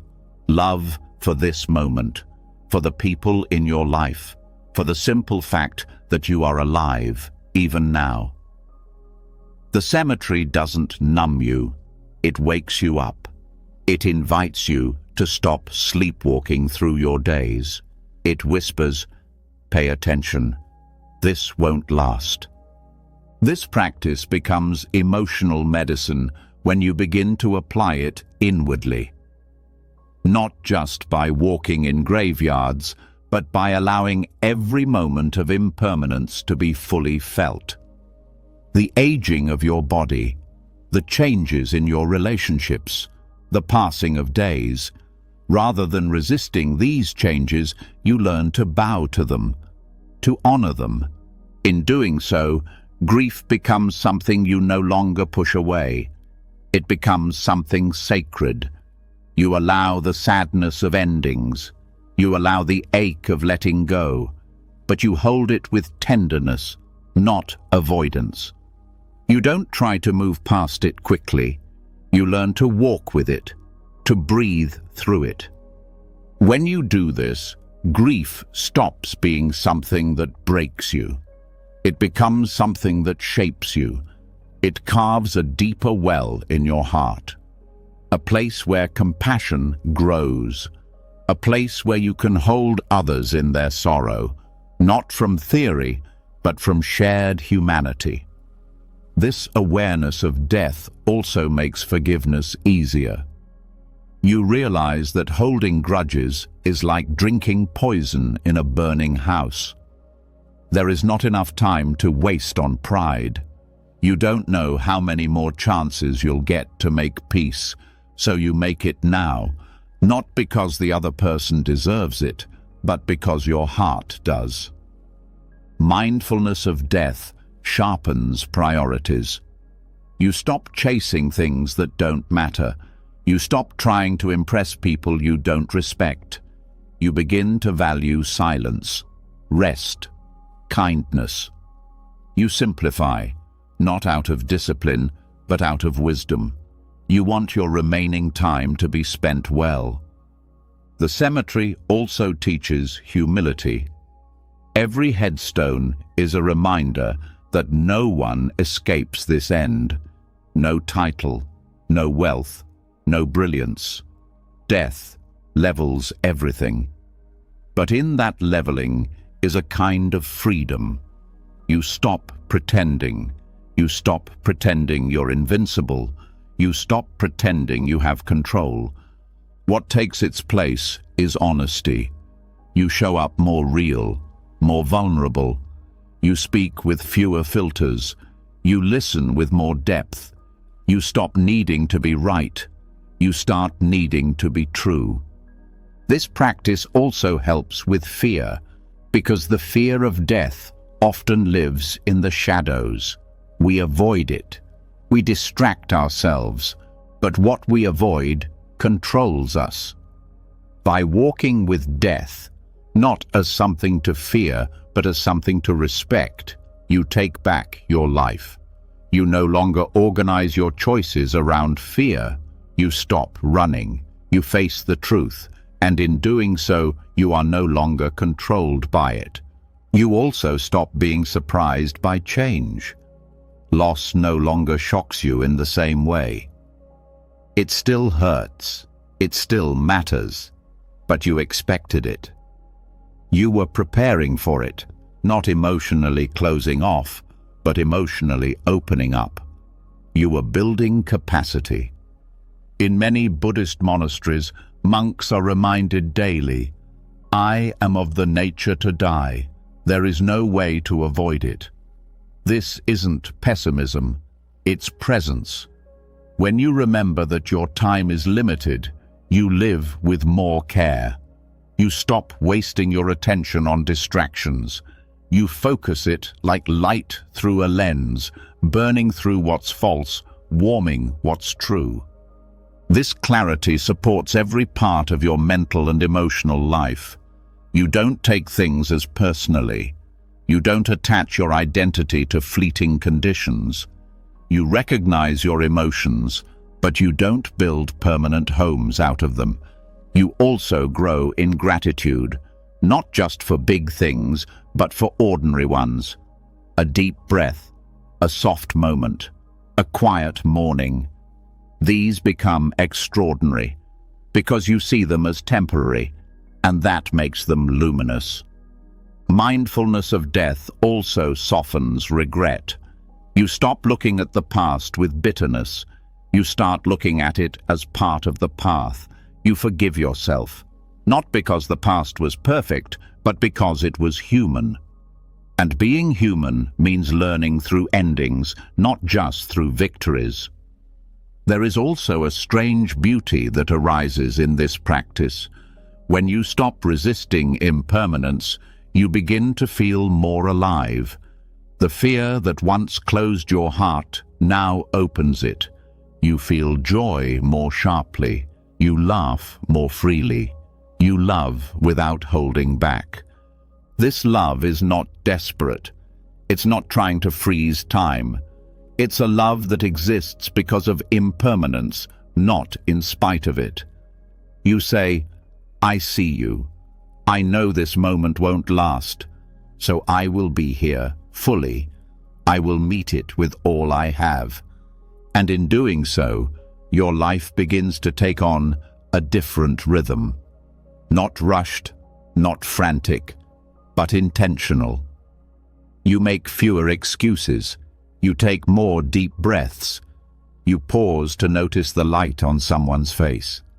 You realize that every goodbye could be the last, and instead of making you panic, it makes you grateful. This is the gift of walking meditation in cemetery grounds. Not fear, not detachment, but love, depth, presence. You remember what matters. You live closer to the bone. You waste less time. You hold people longer when you hug them. And eventually, you begin to see that death is not something waiting for you in the distance. It is here, in every exhale, in every fading sunset, in every change. And when you live this way, you are not afraid of death, not because you understand it, but because you have befriended it. You carry its truth not as a burden, but as a reminder. To be real, to be kind, to be awake. This is the medicine, not to avoid death, but to let it soften your life, not to escape endings, but to meet them with grace. And in that grace, something incredible happens. You stop trying to make life perfect. You start making it meaningful, one breath at a time, one step at a time, with your feet on the ground and your heart wide open. When you begin to walk with death as your teacher, the way you live starts to change. You stop drifting. You stop hiding from impermanence. You begin to make choices that reflect a deeper clarity. And something else becomes clear too. Your inner life doesn't just shape this moment. It shapes everything that comes after. Not just tomorrow, not just your relationships, but something far more profound, the direction of your future becoming. This is where karma stops being a theory and starts becoming personal. It's not just about actions, it's about emotion. It's about how your mind responds when life hurts, when things fall apart, when fear rises. The emotional patterns you repeat are not neutral. They carry energy. They leave imprints. And in the Buddhist view, they don't just shape your character, they shape your rebirth. The idea that emotions create karma may seem surprising, but it's central to Buddhist psychology. Because karma isn't only what you do with your hands, it's also what you hold in your heart. The thoughts you cling to, the anger you nourish, the jealousy you allow to loop without examination, these do more than pass. They condition who you become. They guide the momentum of your future states, both in this life and beyond it. This isn't about punishment. It's not about being judged for feeling sadness or fear. It's about awareness. What you feel is not the problem. What you do with those feelings, that's where the karma lives. Not in having emotion, but in reacting without wisdom. When emotion leads to craving, resistance, or delusion, it plants seeds that will bear fruit later. And once you see that clearly, everything changes. You begin to take your inner world seriously, not with fear, but with responsibility. You start to notice what you feed. Do you fuel resentment every time you're hurt? Do you dwell in envy when others succeed? Do you repeat inner stories that reinforce shame? These habits don't just create mental stress, They shape future tendencies. They strengthen emotional grooves that become harder to break. But karma also works the other way. Every time you meet anger with patience, you shift the pattern. Every time you soften into grief without clinging, you open new space. Every moment you choose compassion instead of judgment, you purify the seed. You create a future that is less reactive, more free. This is how you change your trajectory, not by controlling the outside world, but by transforming your emotional responses. The quality of your emotional life is not random. It reflects past choices, and what you do with it now affects what unfolds next. If you meet suffering with aversion, the pain compounds. If you meet it with curiosity, it begins to dissolve. This isn't just about feeling better, it's about ending cycles that repeat across lifetimes. Strong emotions don't need to be feared. They need to be met with mindfulness. Anger, sadness, fear, when seen clearly, become teachers. They point to where your attachments are. They reveal your unconscious expectations, and they invite you to respond differently. But to do that, you have to pause, to catch the moment before reaction becomes habit. That pause is powerful. It's where karmic chains break. It's where awareness replaces compulsion. And from that space, you're no longer bound by your history. You're shaping something new. The Buddha taught that intention is the root of karma, not the feeling itself, but the mental volition behind it. You may feel anger rise, but do you cling to it, feed it, act from it? Or do you observe it, breathe through it, let it pass like a wave? Each choice plants a seed. Each seed holds a future. This isn't about suppressing what you feel. That just creates more suffering. It's about meeting your emotions with honesty and skill. Saying to yourself, "This is here, it hurts, but I don't have to follow it." That moment of presence is what purifies the emotion. It transforms the karmic imprint. Some emotions are subtle: anxiety, insecurity, self-doubt. These often run quietly in the background, but they still leave a mark if left unchecked. They create habits of contraction, avoidance, defensiveness. Over time, those habits solidify into personality traits, into ways of being that feel fixed, but they aren't. They're just grooves worn deep by repetition, and repetition can be broken. One breath at a time. One mindful response at a time. This is where healing becomes liberation. Not just freedom from trauma, but freedom from patterns that continue long after the original wound has faded. When you begin to live this way, emotional maturity becomes part of your spiritual path. You stop asking how to avoid pain and start asking how to meet it without planting more suffering. You recognize that your inner life is not private, it's causal. It radiates out, shaping your future, touching others, reinforcing or softening cycles of pain.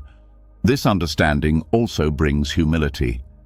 You realize that even seemingly small moments of emotional indulgence, bitterness, blame, pettiness, have effects.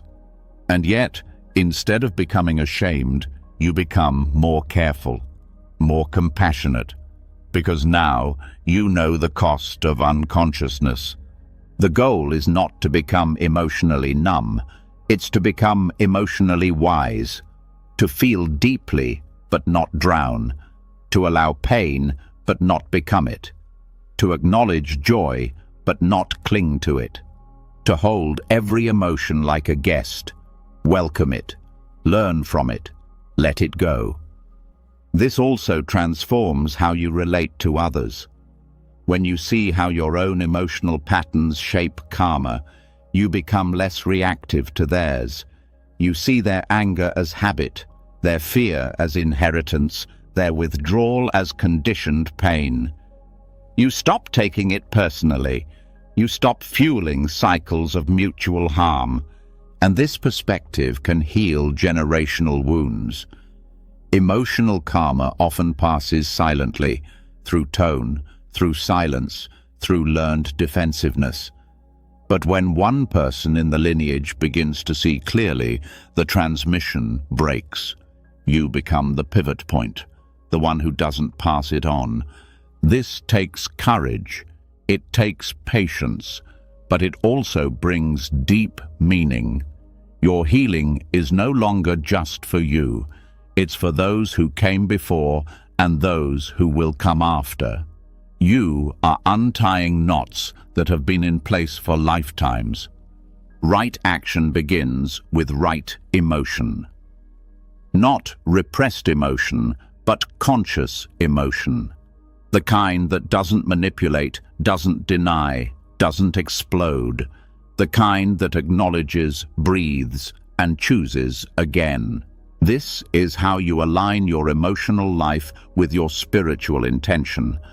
You make the heart your practice, not in abstract ideals, but in the messiness of daily life, in the irritation when someone is late, in the loneliness that creeps in at night, in the fear of being misunderstood. You meet these moments as sacred, because they are the practice. You also begin to track your patterns, not with judgment, but with clarity. You notice which emotions hook you, which ones pull you into reaction, and you study them, not to fix them, but to understand their roots. Often, what looks like anger is unacknowledged sadness. What looks like jealousy is unprocessed grief. What looks like numbness is fear of vulnerability. Understanding these roots allows you to respond with compassion, not control. You begin to soothe instead of shame, to comfort instead of criticize. This softens the mind. It makes transformation sustainable. And gradually, your emotional field becomes cleaner, lighter, not empty, but less sticky. You still feel everything, but you don't carry it as long. You don't rehearse it endlessly. You learn to let the heart move, the breath steady, and the mind return. Karmically, this changes your future. When you die, the emotional momentum you've carried matters, not in a moralistic way, but in terms of energy. What have you practiced? What have you planted? What tendencies have you strengthened? These guide the next becoming. They shape the conditions you'll face again. This awareness brings urgency, not fear-based, but loving. A desire to use this life well, to train the mind gently, to soften the heart regularly, to purify emotions not by erasing them, but by bringing wisdom to them. You start to bow to each feeling as a chance, a turning point, a place where karma can repeat or release, and that bow becomes your prayer, your practice, your offering. In that practice, you become lighter, freer, more compassionate, not just because you've been told to, but because you've tasted what it means to meet suffering with presence and to let it pass without leaving harm behind. This is the path. One feeling at a time, one breath at a time, one karmic seed at a time, until your inner life becomes a refuge. Not because nothing ever hurts, but because nothing owns you anymore. When you begin to understand how emotions shape karma, healing becomes a moral act, not in the sense of good versus bad, but in terms of cause and effect. What you nourish inside becomes the world you live in, and the world you pass on. The deeper you go, the more clearly you see that awareness alone is not enough. You can be fully aware of your pain and still trapped by it. What you need is not only attention, but discernment. Not only presence, but wisdom. And this is where mindfulness evolves into something far more powerful. This union is called satipanya, mindful wisdom. Not two separate qualities, but two wings of one path. Sati is awareness, the ability to observe without being swept away. Panya is insight, the clear understanding of what leads to freedom and what leads to suffering. Together, they do more than soothe. They liberate. Many people turn to mindfulness for relief from anxiety, trauma, and emotional overload. And at first, it helps. It creates space. It reduces reactivity. It teaches you to breathe through storms instead of drowning in them. But mindfulness without wisdom can plateau. You start to notice your triggers but don't know what to do with them. You become skilled at observing thoughts but still feel stuck in the same loops. You feel calmer but not necessarily clearer. That's because observation alone doesn't transform. Transformation happens when awareness is paired with understanding. When you see not just that you are angry, but why that anger returns. When you recognize not just the presence of fear, but the craving or clinging beneath it. This is where panya comes in, to decode the patterns, to untangle the roots. Trauma, in particular, requires more than attention. It requires the capacity to make sense of what arises. Without wisdom, mindfulness can become a mirror that reflects pain without context. You watch the flashbacks, the tension, the emotional waves. But if you don't understand what you're seeing, the practice can become exhausting. You might even begin to fear your own mind. Wisdom changes that. It teaches you how trauma conditions perception, how it warps your sense of safety, how it hides inside beliefs. It shows you that the thoughts arising are not personal, they're patterned. They're conditioned responses trying to protect you. When you see this clearly, you stop fighting yourself. You start working with your experience instead of against it. Mindfulness helps you stay present. Wisdom helps you choose what to do with that presence. It helps you decide where to place your energy, what to question, what to release. It transforms raw awareness into skillful response. And that response is what makes healing sustainable. Without wisdom, mindfulness can also become bypassing. You learn to sit with discomfort, but you don't inquire into its source. You practice acceptance, but you don't question the unconscious beliefs driving your suffering. You learn not to react, but you miss the opportunity to reframe. Satipanya means you're not just noticing the storm, you're studying its cause.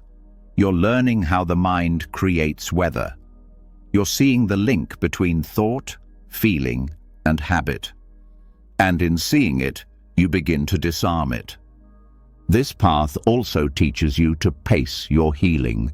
Trauma recovery is not a sprint, it moves in waves. Mindful wisdom teaches you when to rest, when to investigate, when to just breathe. It protects you from pushing too hard. It gives you permission to soften. It also helps you differentiate between truth and habit. Many trauma survivors carry beliefs formed in moments of deep vulnerability. I'm not safe. I'm not worthy. It's my fault. These thoughts feel true because they've been repeated, but with Panya, you learn to question, to ask, is this thought rooted in present reality or past conditioning? This questioning doesn't dismiss your experience, it liberates it. It creates room to rewrite the narrative, to stop defining yourself by what happened to you, to start remembering who you are beyond survival. Mindful wisdom also helps you work with the body. Trauma often lives below language. It shows up as tension, restlessness, disconnection. Satipanya teaches you to listen, not just to feel the pain, but to understand its message. You begin to see the body not as a battleground, but as an ally, a place where wisdom can speak, if you're quiet enough to hear it. And when pain arises, wisdom helps you respond skillfully. Instead of drowning in self-judgment, you practice compassion. Instead of trying to get rid of discomfort, you ask what it needs. You begin to see healing not as getting back to who you were before, but as becoming more whole, more integrated, more honest, more free. Wisdom also protects you from perfectionism. You stop expecting constant peace. You stop measuring your practice by how often you feel good. You understand that growth includes setbacks, that progress includes mess. You learn to trust the process, even when it's not obvious. Satipanya doesn't offer instant answers. It invites ongoing relationship. You begin to view your inner life with curiosity, not fear. You become more interested in the patterns than the symptoms, more attuned to causes than appearances. This deepens your practice. It grounds it. And with this depth comes resilience, not the brittle kind that pushes through, but the flexible kind that bends without breaking. You start to recover faster, to stay present longer, to hold pain without being overwhelmed. You trust your capacity, not because it's limitless, but because it's real. You also become less attached to identity. Trauma often creates a self-image based on protection. I'm the one who keeps people at a distance. I'm the one who never trusts. But with wisdom, you start to see these as strategies, not truths. You learn to loosen your grip, to experiment with new ways of being, to grow beyond the roles survival once required. And this growth is not forced, it's supported. Because with wise attention, change happens gently. You don't need to tear yourself open to heal. You need to meet yourself clearly, consistently, compassionately. That's where integration begins. Satipanya also helps you navigate spiritual practice itself. Without wisdom, meditation can become another place to avoid. You might use stillness to escape feelings, or silence to suppress discomfort. But with Panya, you practice from truth. You don't meditate to rise above your pain, you meditate to meet it with presence and understanding. This alignment brings clarity. You stop chasing special states, you start valuing ordinary presence. You understand that insight doesn't always arrive with fireworks. Sometimes it shows up in quiet shifts, in the ability to stay with your breath when you're scared, in the choice to soften when anger flares. Wisdom is not knowledge. It's not something you collect. It's something you live. It shows in how you respond to your mind at its worst, in how you treat yourself when no one's watching, in the stories you choose to keep and the ones you decide to release. And when wisdom deepens, your sense of self becomes lighter. You stop clinging to your pain as proof of identity. You stop needing your past to justify your suffering. You stop carrying trauma as your only truth. You begin to taste who you are beyond the wound. This doesn't erase what happened. It transforms your relationship to it. The memory remains, but the grip loosens. The echo fades. The sharp edges soften. And what's left is space, breath, possibility. This is the power of mindful wisdom. It doesn't erase difficulty. It teaches you how to dance with it, to walk through it, to grow within it. It teaches you that the mind is not your enemy, that your emotions are not evidence of failure, that your story is still being written. And in that writing, you have choice. Not always about what happens, but always about how you meet it. With presence, with discernment, with care. This is how trauma begins to heal, not just through awareness, but through understanding. Not just through watching the mind, but through knowing how to guide it. And with each moment of clarity, you take one more step toward freedom. Not the freedom of escaping your story, but the freedom of living it differently, from the inside out. When you begin to see your experience clearly, not just through presence but through wisdom, you start to trust yourself again. You no longer feel like a stranger inside your own mind. You stop fearing your emotions. You stop running from discomfort.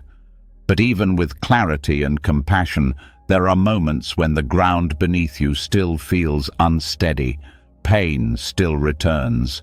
Doubt still whispers. Fear still visits.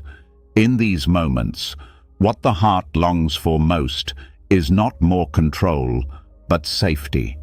Not escape, but anchoring. Something steady, sacred, and real. This is where the practice of refuge becomes deeply therapeutic. Not as a ritual of belief, but as an act of inner alignment. Taking refuge in the triple gem, the Buddha, the Dhamma, and the Sangha, is one of the oldest practices in Buddhism.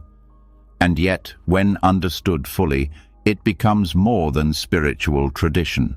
It becomes medicine, a way to return to what is trustworthy when everything else feels uncertain. To take refuge is not to deny struggle, it's to carry it into something larger than your pain.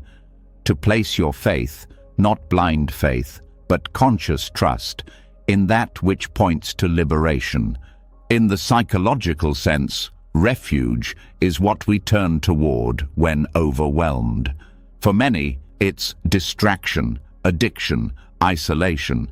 But refuge in the Buddhist path means turning toward sources of stability, clarity, and truth, places that don't numb your pain, but help you meet it with wisdom and heart. The Buddha as refuge is not about worshipping a historical figure. It's about honoring the potential for awakening within yourself.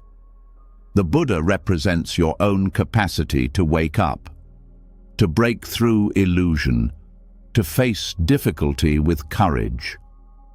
When you take refuge in the Buddha, you're reminding yourself that clarity is possible, that peace is possible, that your current state is not your final state. This is deeply healing for anyone who feels defined by trauma, shame, or failure.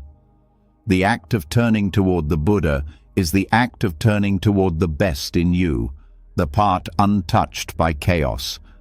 The Dhamma, as refuge, is the path itself. It's the teachings, the insights, the steps that guide you back to center when the mind gets lost. In a therapeutic sense, the Dhamma functions like a psychological framework. It helps you make sense of your suffering. It shows you how craving leads to pain, how clinging creates fear, how letting go opens space. The Dhamma doesn't offer shortcuts, it offers direction.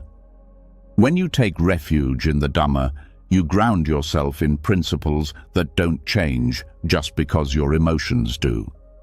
And the Sangha, as refuge, is the community. Not just a group of people, but the presence of those who are walking the path with sincerity.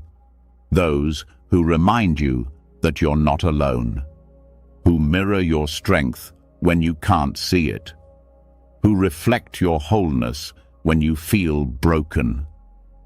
In psychological healing, connection is essential. Isolation breeds distortion. But when you take refuge in the Sangha, you allow yourself to be held, not in dependency, but in shared humanity. Together, these three form a kind of inner sanctuary, a triangle of strength, a place you can return to again and again, not because it fixes everything, but because it reminds you of what's true. The practice of refuge becomes a nervous system reset, a psychological container, an emotional home. It says, even when I feel overwhelmed, there is something steady here. Even when I forget my worth, I can return to what helps me remember. Therapeutically, this is powerful because it shifts where you place your trust. Trauma teaches you not to trust your body, your feelings, others. But refuge teaches you to place trust where it is safe, in the possibility of awakening, in the clarity of timeless truths, in the strength of community rooted in compassion. This doesn't erase your pain, but it gives you ground to stand on while you meet it. Refuge also becomes a relational practice. You begin to take refuge in wise connection rather than old patterns. You notice who helps you feel more awake, more grounded, more honest. You seek out spaces that hold integrity. You learn to walk away from what pulls you back into confusion. This is part of healing, choosing new places to rest your trust. Taking refuge also brings structure to your inner life.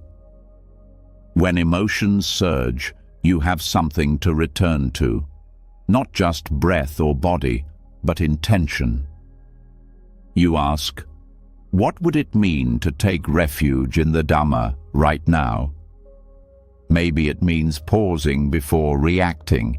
Maybe it means remembering impermanence. Maybe it means choosing non-harming over winning. This gives you direction in the fog.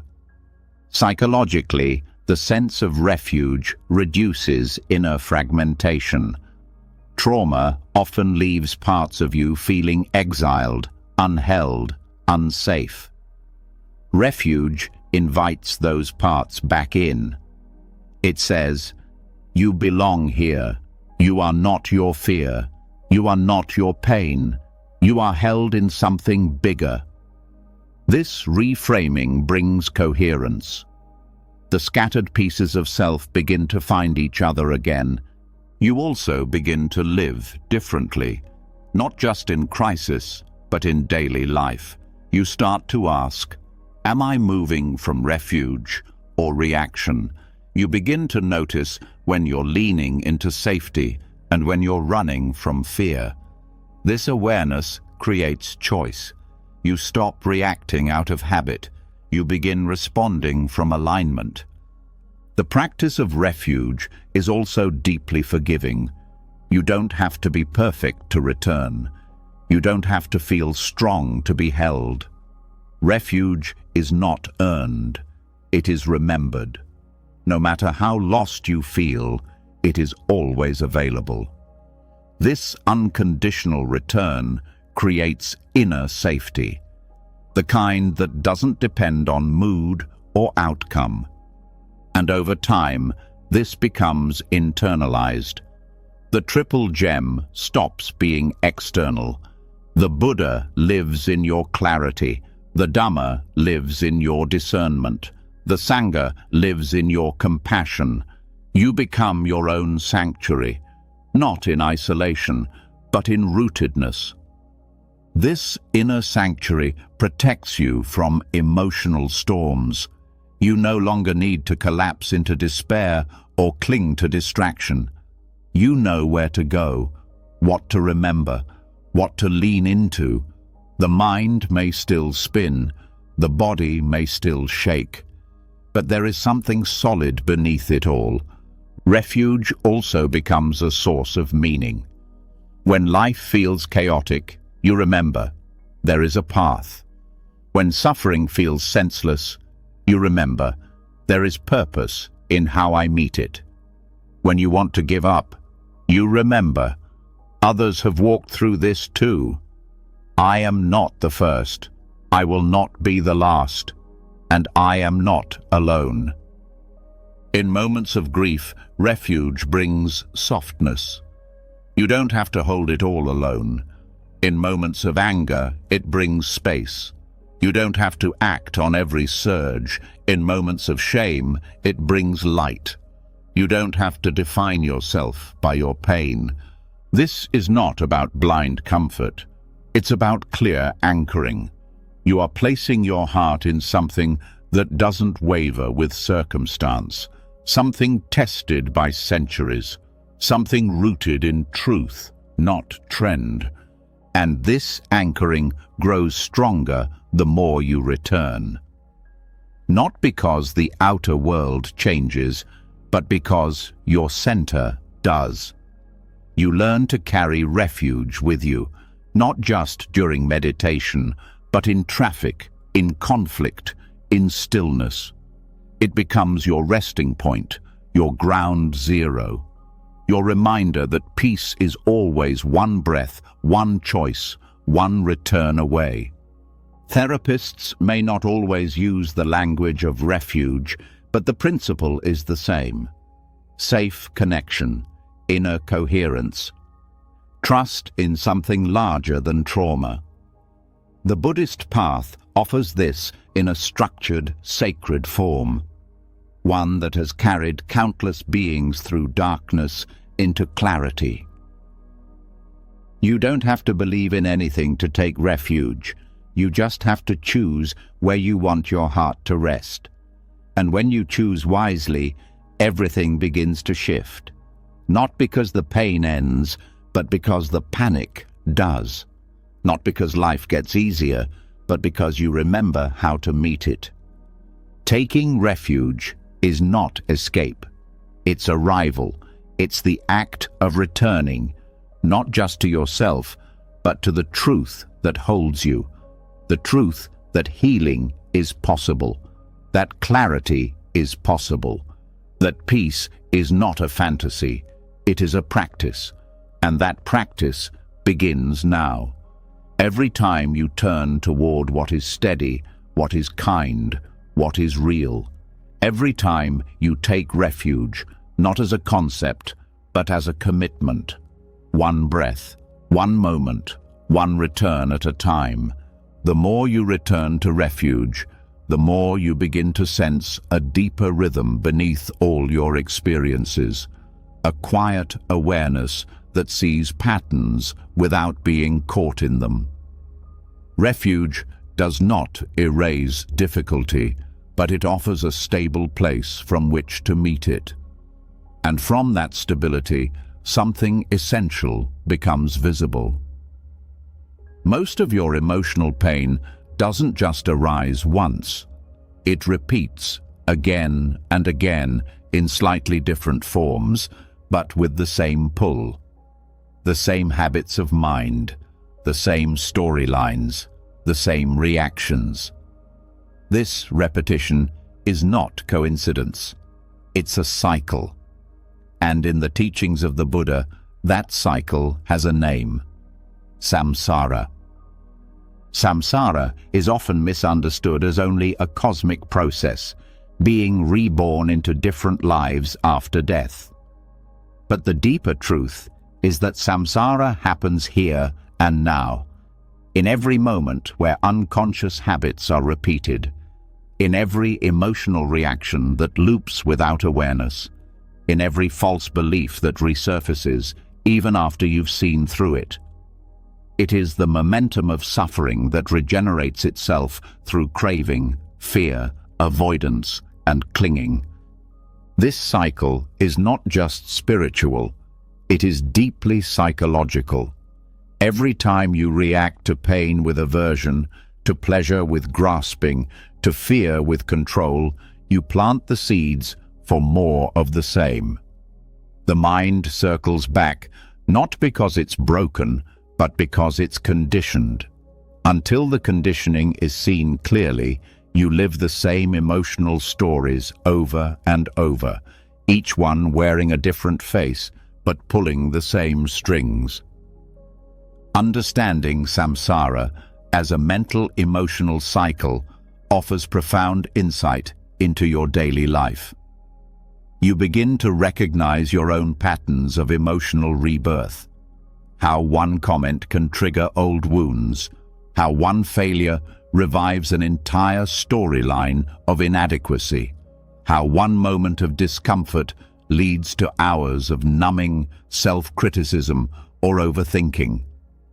These aren't isolated events. They are expressions of an inner loop. The loop begins with contact, a sensation, thought, or external event. The mind registers it. If it's pleasant, craving arises. If it's unpleasant, aversion surfaces. If it's neutral, boredom or restlessness may follow.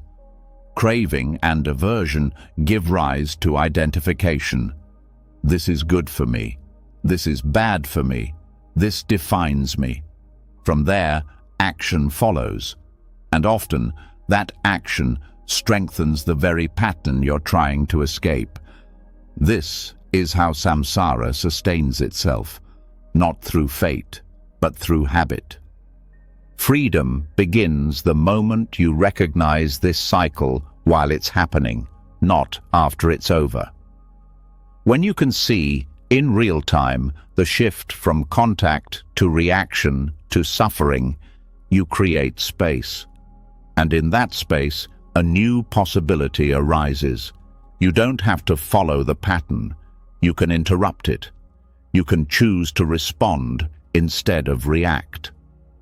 This interruption is subtle but powerful. It's the difference between noticing anger and becoming it, between feeling sadness and collapsing into it, between experiencing discomfort and rushing to escape it. The more you study the process of emotional rebirth, the more skillful you become in preventing it. This is not suppression, it's awareness.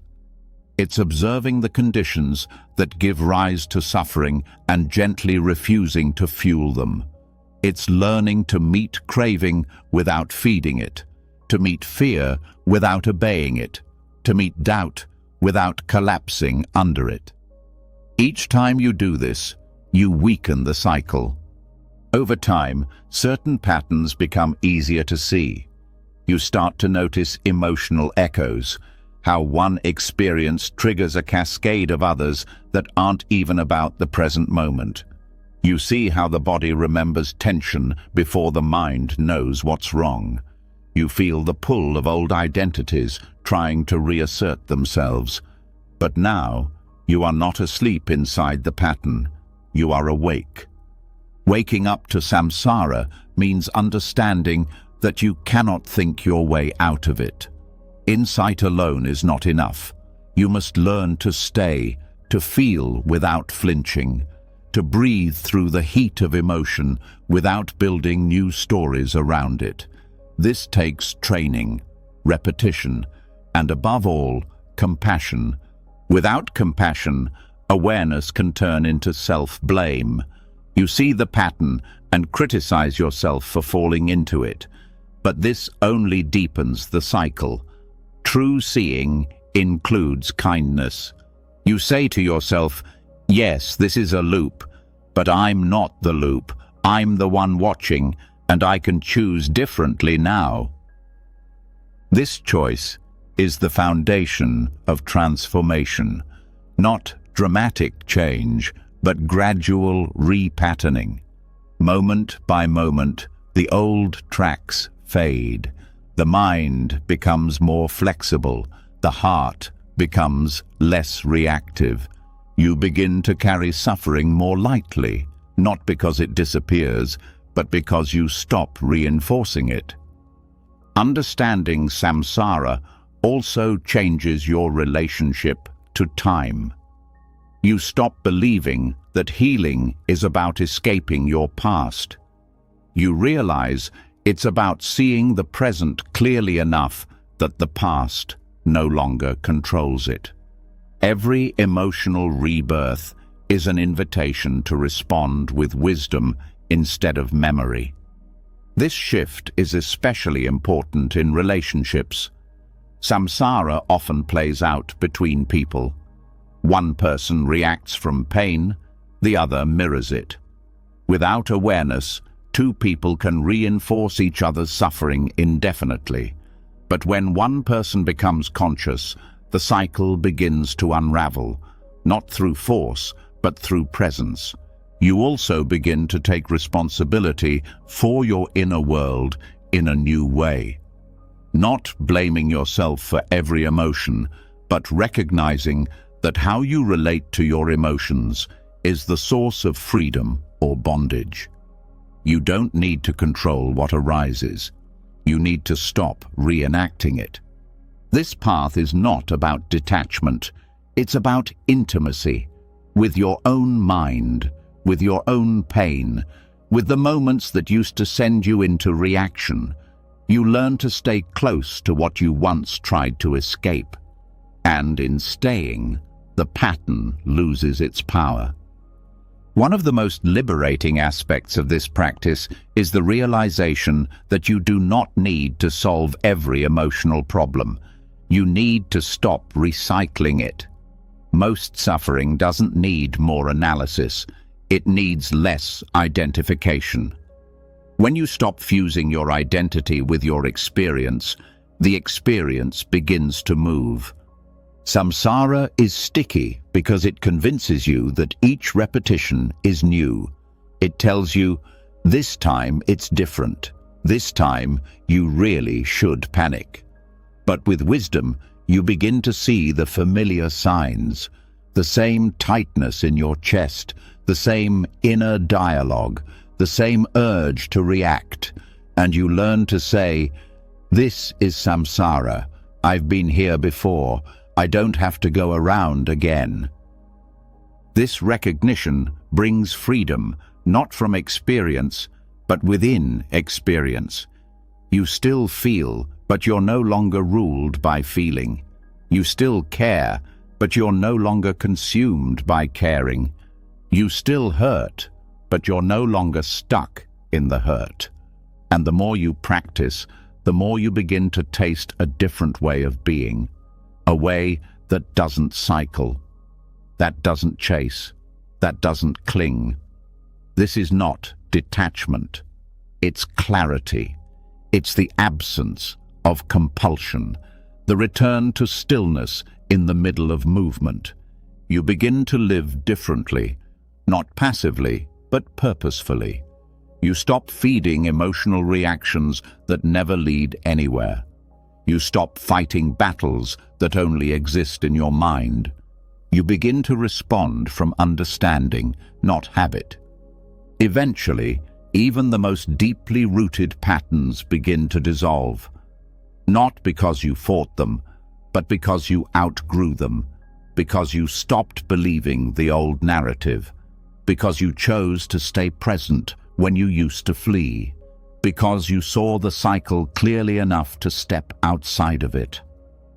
This is the freedom the Buddha spoke of, not in some distant life, but here and now.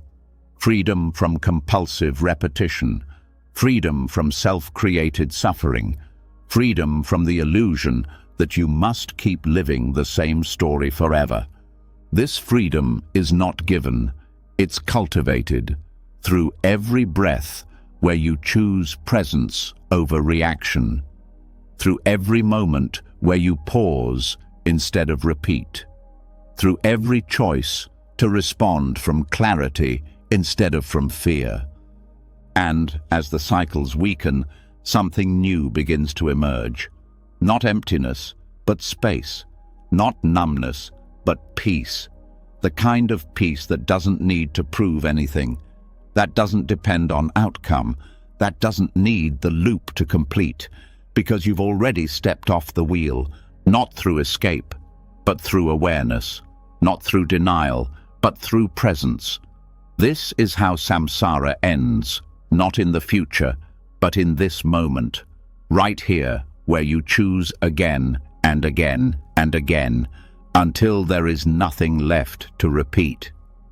As you begin to step off the wheel of emotional repetition, space opens inside you that once was filled with reaction. You see how samsara isn't some distant place. It's the very patterns you break every time you choose presence over habit. But not all patterns are conscious. Many of the deepest ones remain hidden beneath your waking awareness. They don't show themselves in conversation, in meditation, or even in memory. They appear when your guard is down, when the thinking mind sleeps and another part of you speaks. This is where your dreams begin to matter. In Buddhist psychology, the mind is not divided into separate selves. The conscious and unconscious are not enemies. They are streams of the same awareness, one more visible, the other deeper, quieter, shaped by everything you've ever felt, feared, denied, or believed. This deeper layer is called the storehouse consciousness in some traditions, and its contents, what the Buddha referred to as samskaras or mental formations, shape how you see, feel, and respond to life, often without realizing it. Dreams are the language of this hidden layer. Not literal, not linear, but meaningful. They are the movement of the mind revealing its residue. When you dream, your conscious defenses fall away. What remains are symbols, sensations, and stories shaped by imprints, both old and current, that still influence your life. Most people treat dreams as random, a result of stress, a byproduct of digestion, or at best, forgotten fragments. But in Buddhist thought, dreams are invitations. They can reflect inner attachments. They can reveal the presence of unresolved craving or aversion. They can show you where identification still grips tightly, and they can give you direct access to patterns too subtle to meet during waking hours. When viewed this way, dreams become a form of practice, not in controlling them, but in understanding them. They mirror your deeper conditioning. If you dream of falling, you might not just fear failure, you may fear surrender. If you dream of being chased, it may point to something unacknowledged in your waking life, a truth you're avoiding, a truth that won't stop following you until it is seen. The goal is not interpretation through theory, but reflection through presence. You learn to meet your dreams the way you meet emotions in meditation, not by analyzing every detail, but by feeling into what is asking to be noticed, the texture of fear, the theme of loss, the craving for control. These are not just dream content, they are living patterns that continue shaping your life. Dreams also hold memories that the conscious mind has let go. They carry echoes of events you couldn't process fully at the time. Childhood moments, relational ruptures, shocks to the system. These imprints can shape your reactions without your awareness, but in dreams, they rise. Not always clearly, often as metaphor, but they rise. This surfacing is not regression. It is invitation. The subconscious is not dangerous, it's wounded. It speaks in dreams because there is space there. In your waking life, your thoughts speak louder. But in the dream world, those older layers come forward, not to trap you, but to ask for integration. You begin to treat your dreams the way you treat a meditation object, with attention, curiosity, kindness. You don't force meaning, you stay with the felt sense. What was the emotional charge? What reaction lingers upon waking? What does the body remember that the story forgot? Through this process, dreams help soften unconscious attachments.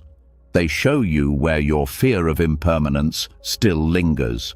They reflect your desires, not just surface-level wants, but deeper identity cravings. Who are you still trying to become? Who are you still afraid to stop being? This reflection allows you to bring subconscious material into conscious practice, not as something separate, but as part of your inner landscape.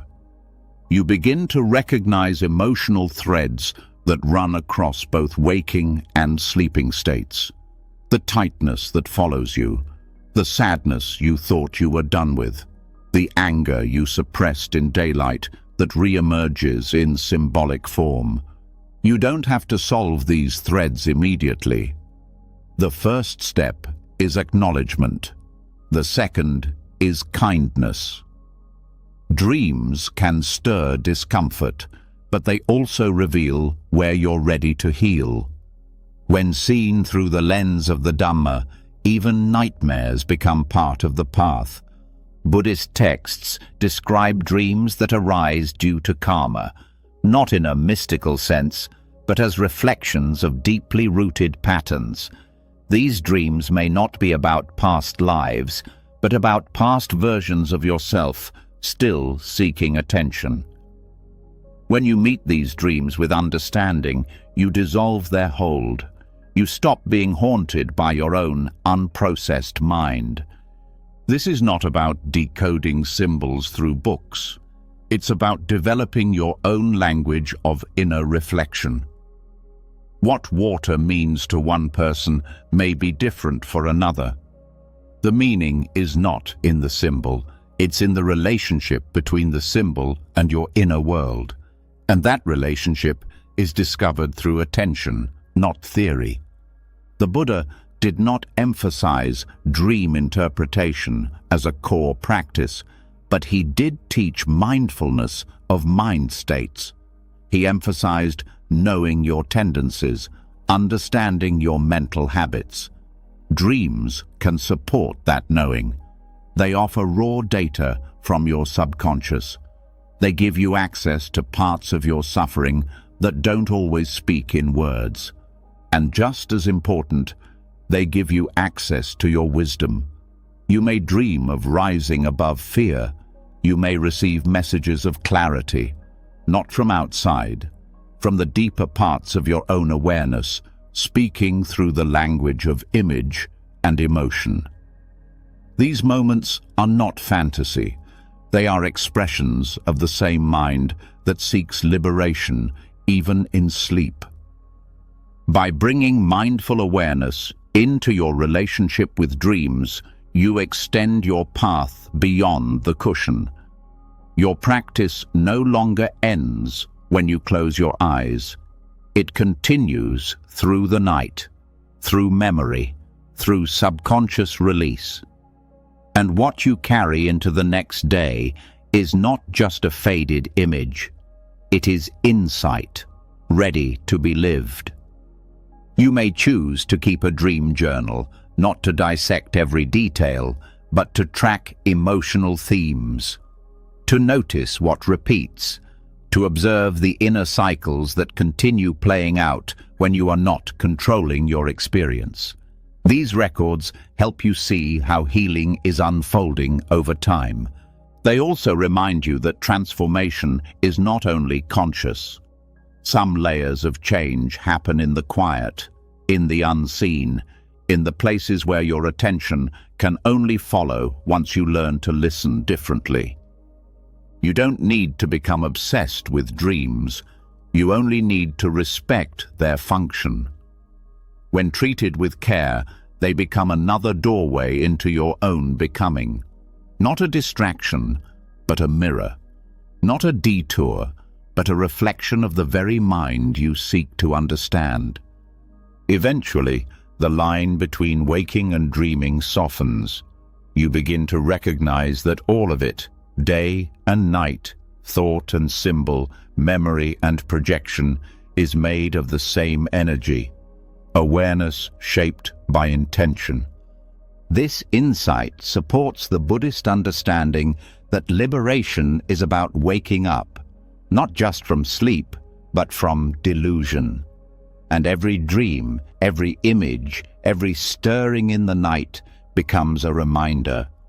There is more to see. There is more to heal. There is more to release. Not because you are broken, but because the mind is deep, and that depth holds not just your pain, but your potential. And dreams, when met with wisdom, help you find the path down into that depth, and gently back out again, transformed, clear, whole. As you begin to listen to the mind, even while it dreams, something subtle shifts. You stop dividing your life into conscious and unconscious, waking and sleeping, practice and rest. You begin to see that the path continues no matter the state. Awareness doesn't end when you close your eyes. Healing continues beneath the surface, and with this realization, another truth emerges. Insight alone is not enough. You can witness, reflect, and even understand your inner patterns. But unless your daily actions reflect that understanding, something remains incomplete. That's where discipline enters. Not as control, but as care. Not as rule-following, but as medicine for the heart. In the Buddhist path, the 5 precepts are often misunderstood as external rules or moral commandments. But at their core, they are tools for mental clarity and emotional balance. They are practices of restraint that free the mind from agitation. They are the behavioral expression of inner wisdom, and when understood deeply, they become not burdens, but therapies. Not restrictions, but liberation. These precepts, refraining from killing, stealing, sexual misconduct, false speech, and intoxicants, are not about morality for its own sake. They are about alignment. When your actions are in harmony with your values, your mind rests. When your choices reflect your intention to do no harm, something inside you softens. There is less guilt, less hiding, less inner conflict. Refraining from killing is not just about literal harm. It's about respecting life at all levels, the life of others, the life of your own body, the life of emotions you habitually try to suppress. When you commit to non-harming, you start to see aggression in more subtle ways. How you speak, how you judge, how you abandon yourself. This precept helps loosen the tendency to push against life, to meet difficulty with force. In therapeutic terms, this is emotional regulation. When you meet discomfort without aggression, you teach the nervous system that it is safe to stay. You stop fighting what arises and begin relating to it. And from this relating, peace becomes possible. The second precept, refraining from stealing, is about more than property. It's about not taking what isn't freely given, not through manipulation, not through pressure, not through entitlement. This discipline helps heal the part of the mind that believes it is lacking, that it must take in order to feel full. It transforms scarcity into sufficiency. Stealing also applies to attention, to energy, to the way we demand from others without awareness. This precept invites mindfulness of how we receive. Do we grasp? Do we take more than is needed? Do we give in order to get? When you refrain from taking what hasn't been offered, you rest in integrity. You let the world give to you in its own time rather than grasping prematurely. The third precept, refraining from sexual misconduct, is often misunderstood as control of desire, but its deeper meaning is about respect. It's about not using intimacy as a way to fill emptiness or gain power. It's about not causing harm through carelessness or craving. This discipline supports healing where boundaries have been crossed by others or by ourselves. Ethically, this precept grounds us in consent, honesty, and kindness. Psychologically, it helps untangle attachment from compulsion. It gives space for the body to be a place of presence, not a battleground of longing or regret. It restores agency and dignity in how we relate to desire. The fourth precept, refraining from false speech, is not only about lying.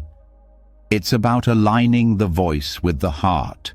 It's about choosing truth over performance, silence over distortion, sincerity over approval-seeking. This discipline supports emotional healing because many internal wounds are reinforced by dishonesty toward others and toward ourselves. When you practice truthful speech, you start noticing when your words create tension, when you speak to avoid discomfort, when you withhold out of fear. This precept is not about perfection, it's about intention. It asks you to speak with care and to listen more deeply. It purifies the relational space. And the fifth precept, refraining from intoxicants, is about protecting clarity. It's about choosing presence over escape. It's not a punishment for indulgence. It's a tool for safety, especially in healing, because substances and distractions often become ways to numb what's too painful to face. But numbing delays healing. It keeps the wound hidden. This precept invites you to ask, what do I reach for when I don't want to feel? What stories do I use to justify avoidance? It teaches you to meet discomfort directly, not because it's easy, but because it's real. And only what is real can be healed.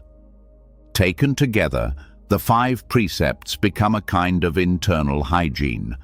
They cleanse the mind, not through punishment, but through practice, through repetition, through the quiet discipline of choosing what is true and kind, even when no one else sees. They also protect what you've worked so hard to build. Meditation creates calm. Reflection brings insight. But without ethical discipline, the mind returns to chaos quickly. Ethics are what hold the ground firm, what keep the space open, what allow healing to go deeper. Psychologically, these precepts help repair inner fragmentation.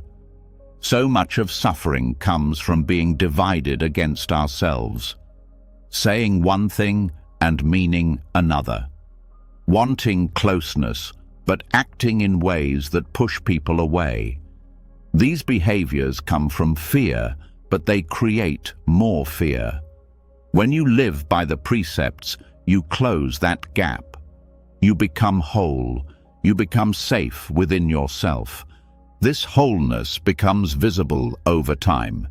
You sleep more easily. You carry less tension. You speak with more ease. You no longer fear being found out because there's nothing to hide. This is not about being morally superior. It's about being at peace with your own conscience.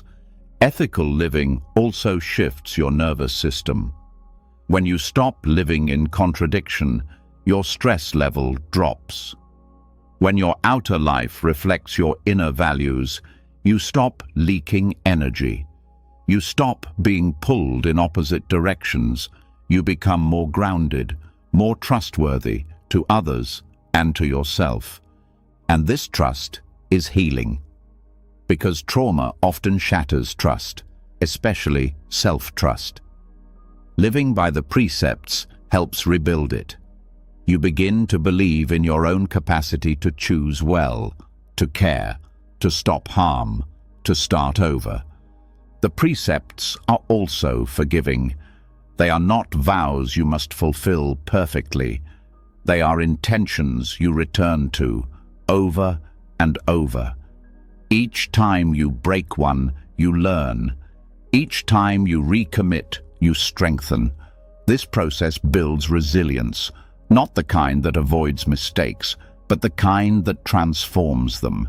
Eventually, the precepts stop feeling like something outside you. They become your own, your compass, your inner guide. You stop asking, "What should I do?" and start asking, "What brings peace?" You stop chasing pleasure and start choosing alignment, and this choice brings quiet joy. The kind that doesn't need applause, the kind that lives in stillness, the kind that comes from knowing you are no longer creating unnecessary suffering. Living ethically doesn't mean you won't feel pain, but it means you won't add to it through your own actions. It means you can sit with sadness without shame, with anger without vengeance, with desire without dishonesty. This creates space for deeper insight. When your mind is not clouded by regret or deception, it becomes clear, focused, sharp. Your meditation deepens. Your relationships soften. Your choices carry more weight because they come from a place of true care. Ethics also simplify your life. You stop needing to manage contradictions, to remember lies, to manipulate outcomes. You stop fearing consequences because you are no longer acting against your own heart. This simplicity brings peace, not because life gets easier, but because you are not fighting yourself anymore. You are not tangled in inner conflict. You are not pretending. You are showing up honestly. And honesty is a form of rest. In this way, the precepts are not about being good. They are about being free. Free from inner confusion, free from the exhaustion of inauthenticity, free from the constant cycle of action and regret. And from that freedom, compassion grows. For yourself, for others, for the complexity of being human. You stop expecting perfection. You start honoring sincerity, and sincerity becomes your refuge. The 5 precepts are not a moral checklist.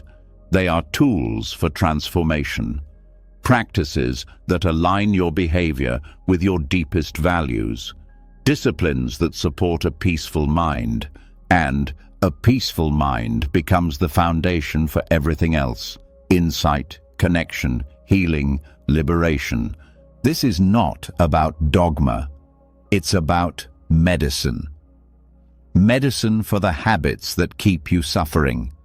Medicine for the mind that wants to rest. Medicine for the heart that already knows how to love but needs conditions to remember. And the precepts create those conditions, day by day, choice by choice, breath by breath, until your life itself becomes the practice, the mirror, the path. As ethical living takes root, the mind begins to settle in a different way. The storm of internal conflict softens. You no longer have to keep looking over your shoulder. You feel lighter, clearer, more able to sit with yourself.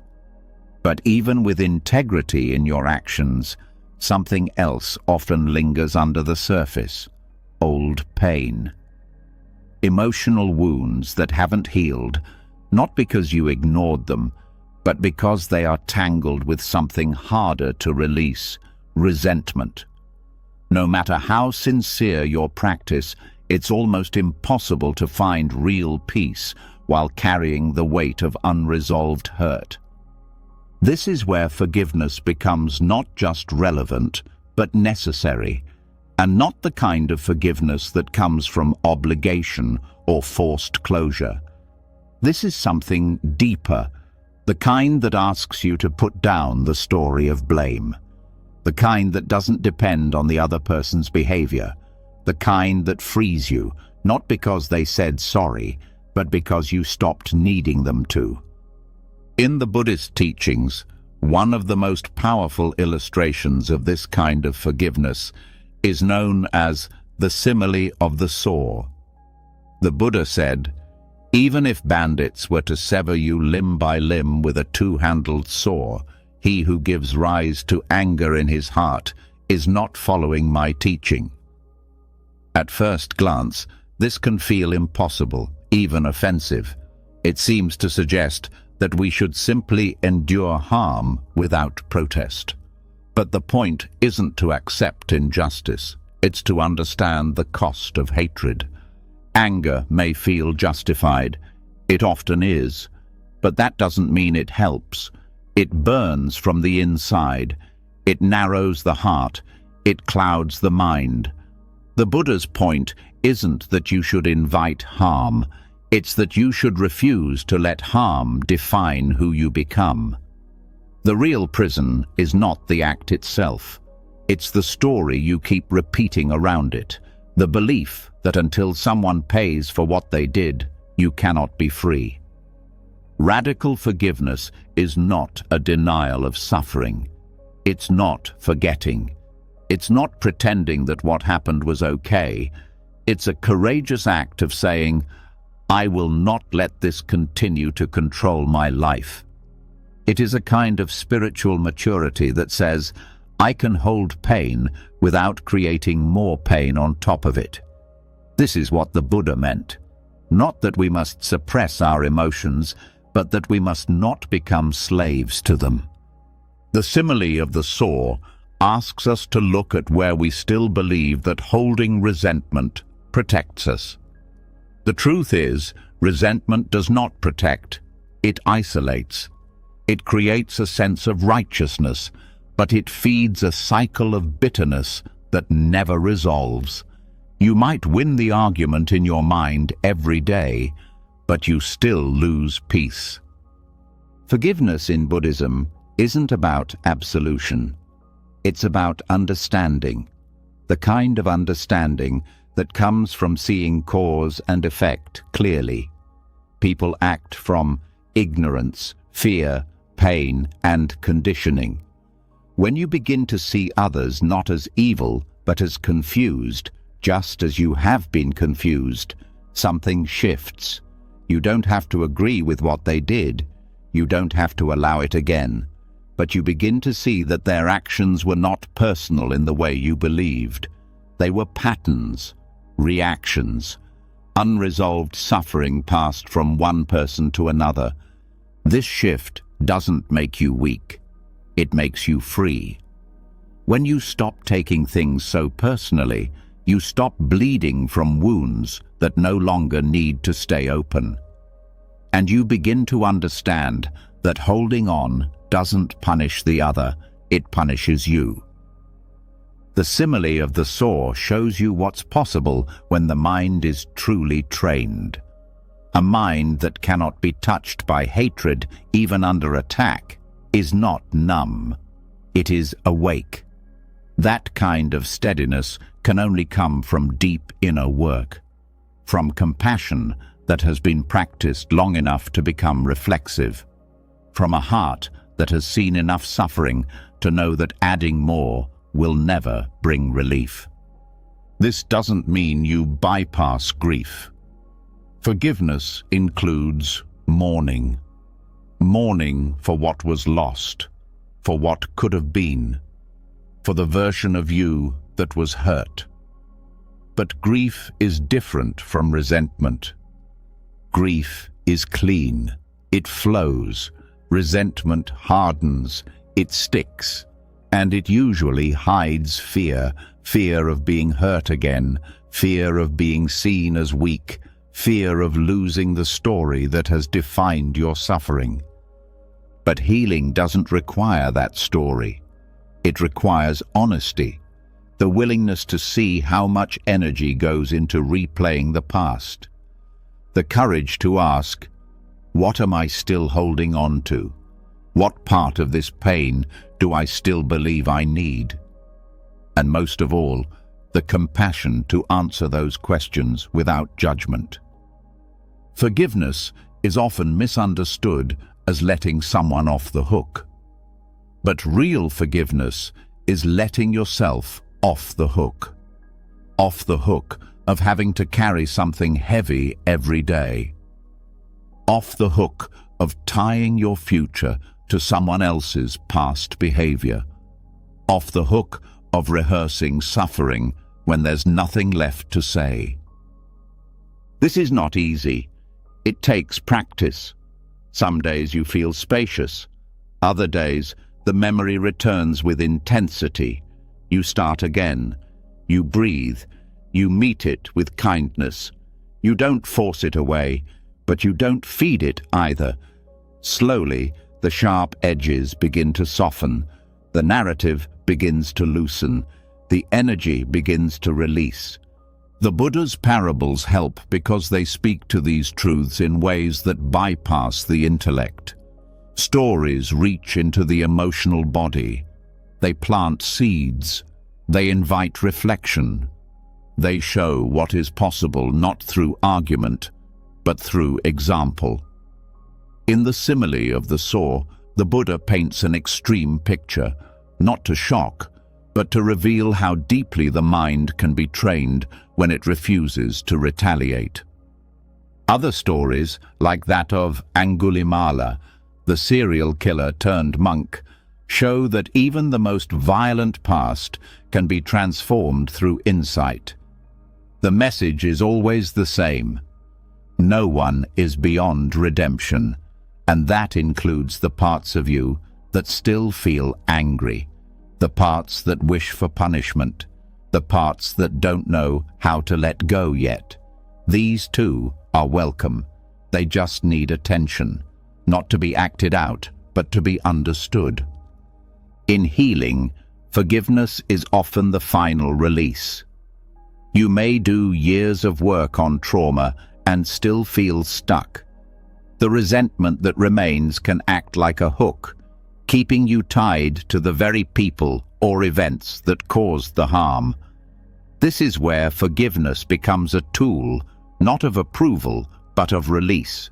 You cut the cord, not to forget, but to be free. You begin to understand that forgiveness is not always about others. Sometimes it's about forgiving yourself, for staying too long, for not knowing what you didn't know, for reacting in pain, for surviving in the only way you could. Self-forgiveness is the beginning of wholeness, the end of the war within. Practicing this kind of forgiveness doesn't happen once. It becomes part of your path. You reflect, you feel, you choose not to feed the old response. You let it move through.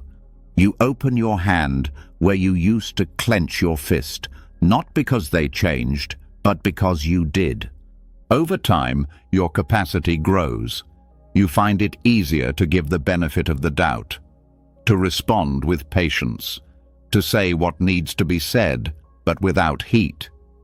You become someone others feel safe around, not because you're passive, but because you don't carry old harm into new moments. This is the medicine of the Dharma. Not just insight, but transformation. Not just understanding suffering, but ending it. Forgiveness is one of the hardest and most powerful expressions of that transformation. It asks more than belief. It asks practice. It asks presence. It asks humility. And when it's sincere, it gives more than peace. It gives you yourself back. The part of you that is no longer shaped by what was done to you. The part that no longer needs to carry what has already passed. The part that, despite everything, is still whole, still loving, still free. Once you begin to release the grip of resentment, something soft returns to the heart. You stop needing to be right. You stop rehearsing the past. You give yourself back the space to feel fully. Forgiveness clears the path, but grief often waits quietly beneath it. All the loss you never fully met. All the love that had no place to go. The sorrow that once lived under anger now rises into view, asking not to be fixed, but simply held. In this stage of healing, you don't need more thinking. You need grounding. You need to come home to something stable, something real, something that can hold what the mind cannot. This is where earth practices become essential. In Buddhist tradition, touching the earth is more than symbolic. It is a physical act of surrender, a gesture that says, I belong here, I am not separate. I trust this moment enough to kneel into it. When you lower your body and place your hands or forehead on the ground, you are not performing a ritual for others. You are reminding your body what safety feels like. You are re-entering relationship with the present moment, not through thought, but through contact. Earth touching is used as a devotional gesture, especially in the story of the Buddha's awakening. When challenged by Mara, the personification of doubt and fear, the Buddha did not argue. He did not defend. He simply reached out his hand to touch the earth, as if to say, "This is my witness." In doing so, he anchored himself not in concept, but in the deepest truth of interconnection and presence. For those who are grieving, this gesture carries profound medicine. Grief ungrounds the body. It breaks the structure of life. The nervous system loses its rhythm. Earth touching brings that rhythm back. It says, gravity still holds you, life still receives you. It doesn't solve grief, but it offers a container for it, a place to let sorrow fall out of your hands without falling apart. These practices aren't complicated. You kneel, you touch the earth, you breathe into the ground, you feel your own weight. You let what is heavy inside you move downward instead of staying stuck. You don't need to explain anything. You don't need to force release. You only need to be present with the body, which knows how to grieve even when the mind does not. Grounding through earth contact is also deeply regulating for trauma. When the body has been through overwhelm, it often becomes untethered. Mindfulness may not be enough. The senses need support. Earth touching provides that through the simplest means: touch, temperature, texture, breath. You begin to remember safety not as an idea, but as a sensation. This practice also restores the sense of belonging. Grief can make you feel like a stranger in your own life, like you've been cast out of a world that keeps spinning without you. The earth, however, always welcomes you back. It does not ask for explanations. It does not need your words. It simply holds you as you are. And in that holding, something opens. you begin to feel the larger continuity of life.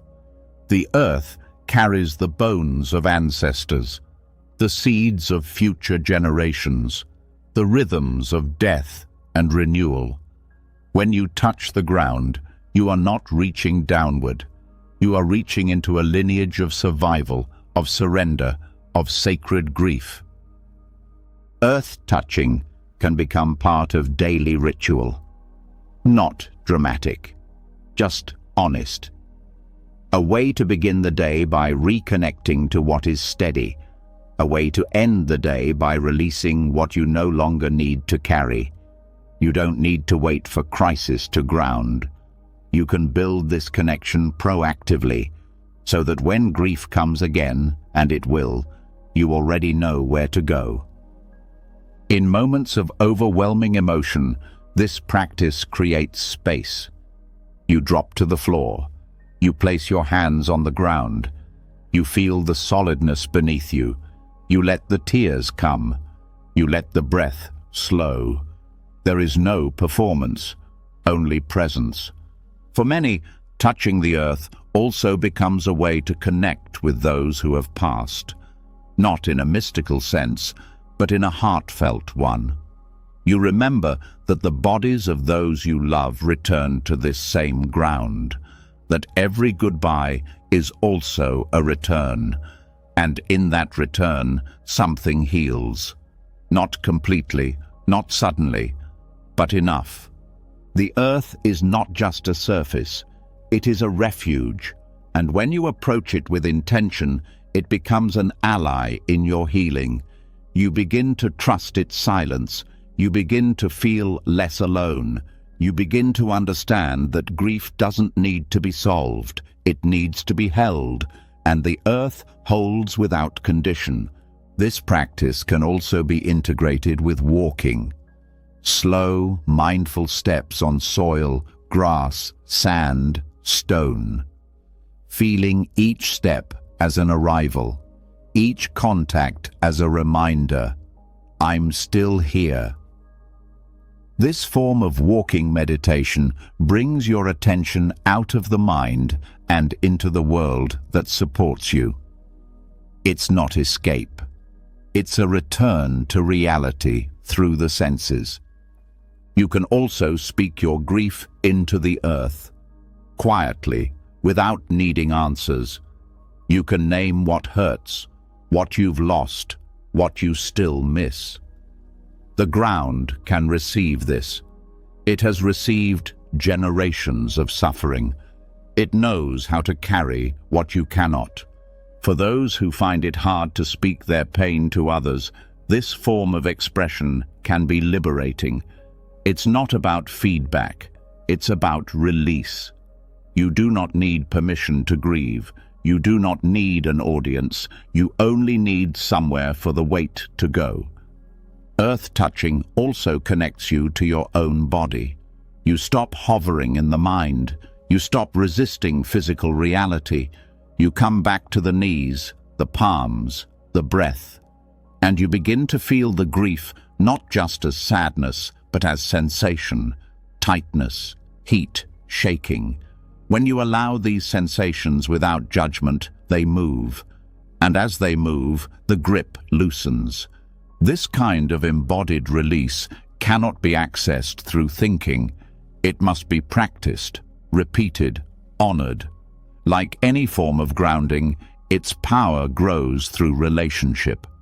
The more you return to it, the more available it becomes. In moments of fear, of disconnection, of loss, you don't have to be in nature to practice. The earth is beneath every floor, every city, every bed. What matters is your attention, your sincerity, your willingness to let the body speak. In Buddhist monasteries, earth-touching is sometimes done before statues of the Buddha, not as worship, but as remembrance, as an acknowledgement that the path is lived through the body, through humility, through surrender. You can do the same wherever you are. Kneel, bow, let go. This gesture doesn't mean defeat. It means returning to what supports life.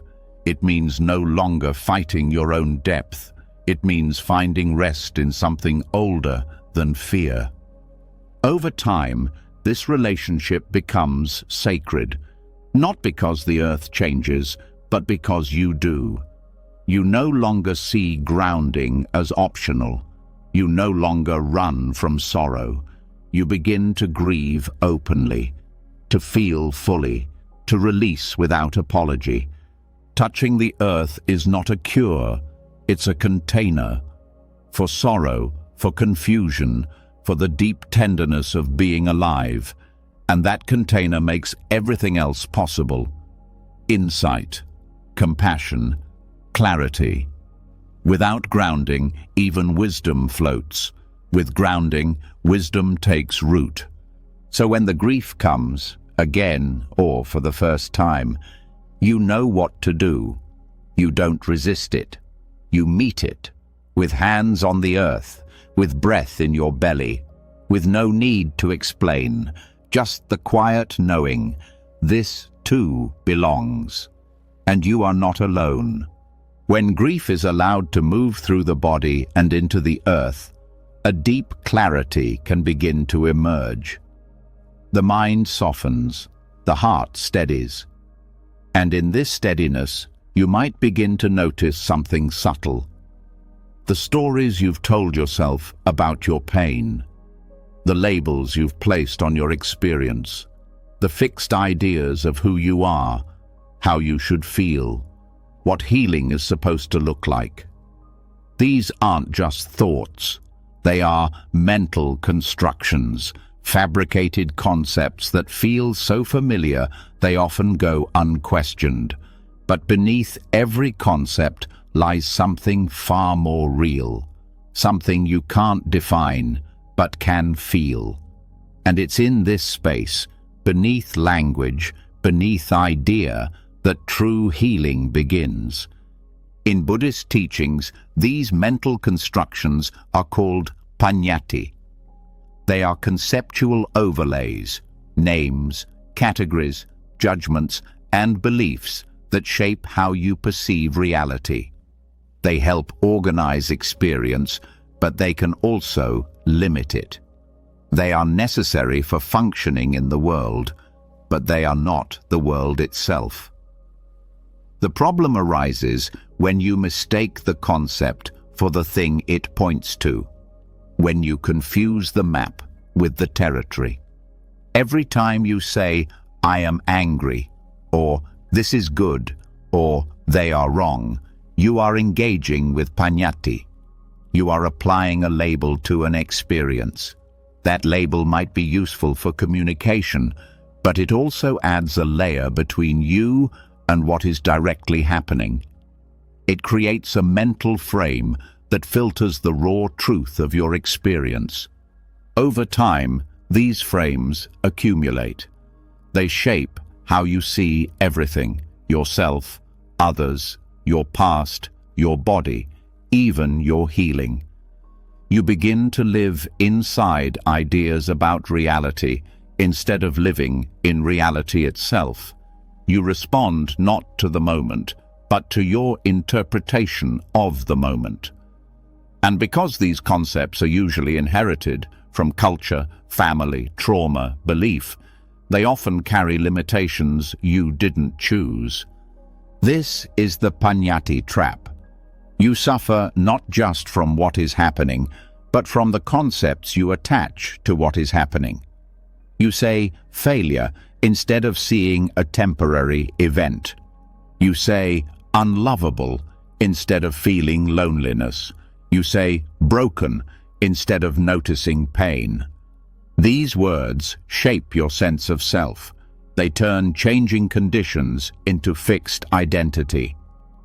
Healing through paññatti requires more than positive thinking. It requires seeing, deep, sustained seeing, noticing the concept as it arises, naming it as a label, not a truth, creating space between language and life, between thought and awareness. This space is where freedom begins. When you say, "This is anxiety," and then pause long enough to ask, "What is this?" without the word, you step out of the trap. You begin to meet sensation instead of story. You feel the tightness in the chest, the heat in the face, the restlessness in the limbs. These are not problems. They are experience. They are what's real when the labels fall away. Letting go of concepts doesn't mean becoming passive. It means becoming intimate with reality. It means being willing to not know, to meet each moment as it is without rushing to define it. It means giving yourself permission to rest in what's raw, what's fresh, what's alive, before the mind has shaped it. This practice is not abstract. It's embodied. You feel it when you drop into your senses without naming them. You see it when you look at someone without projecting a role or history onto them. You hear it when you listen to a sound without deciding if it's pleasant or not. In these moments, you meet the world without filters. And what you find there is often surprising. Direct experience is never as solid as the concept. The idea of pain is heavy, fixed, dramatic. The actual sensation of pain is often changing, moving, fluctuating. The label makes it feel stuck. Awareness reveals its impermanence. The idea of "I am not enough" feels permanent. The moment-to-moment experience of breathing, walking, existing does not confirm that belief. In fact, it often contradicts it. This is why meditation is so powerful. It teaches you to sit still and notice. Not just what you're feeling, but how you're naming it. The moment you catch yourself in a thought loop, "This shouldn't be happening. I always do this. They never understand me," you have the chance to pause, to ask, is this the experience or the concept about the experience? When you begin to see the difference, the mind starts to release its grip. You no longer need to fix the thought. You see through it. You no longer need to argue with the concept. You let it dissolve. And what remains is clarity, spaciousness, a kind of freedom that doesn't depend on changing the outer world, but on seeing through the lens you've been using to interpret it. This kind of seeing takes courage, because concepts are comforting even when they hurt. They give a sense of identity, a sense of control. Letting them go can feel like stepping into uncertainty. But it's in this uncertainty that the truth becomes accessible. Not the truth of what should be, but the truth of what is, here and now, unfiltered. The Panyati trap also plays out in relationships. You think you know who someone is. You label them: friend, enemy, safe, unsafe. And then you respond to the label, not the person. You don't see their suffering, their complexity, their moment-by-moment changing nature. You see the concept, and relationships suffer under that weight. When you practice releasing labels, even for a breath, connection deepens. You stop relating through the past. You meet each person as they are now. This doesn't mean ignoring behavior or giving up discernment. It means recognizing that behind every concept is a human being, just like you, trying to find peace. This clarity brings humility. You realize how often you've misunderstood others, how quickly you've assumed, judged, or reduced. You see how you've done the same to yourself, how many times you've lived inside an idea of who you are, instead of meeting the moment and responding freshly. Healing means returning again and again to this freshness. It means noticing when you've fallen back into old categories, when you're living inside a narrative instead of living your life. And it means gently stepping out, not by force, not by resistance, but by seeing. This is where wisdom and compassion meet.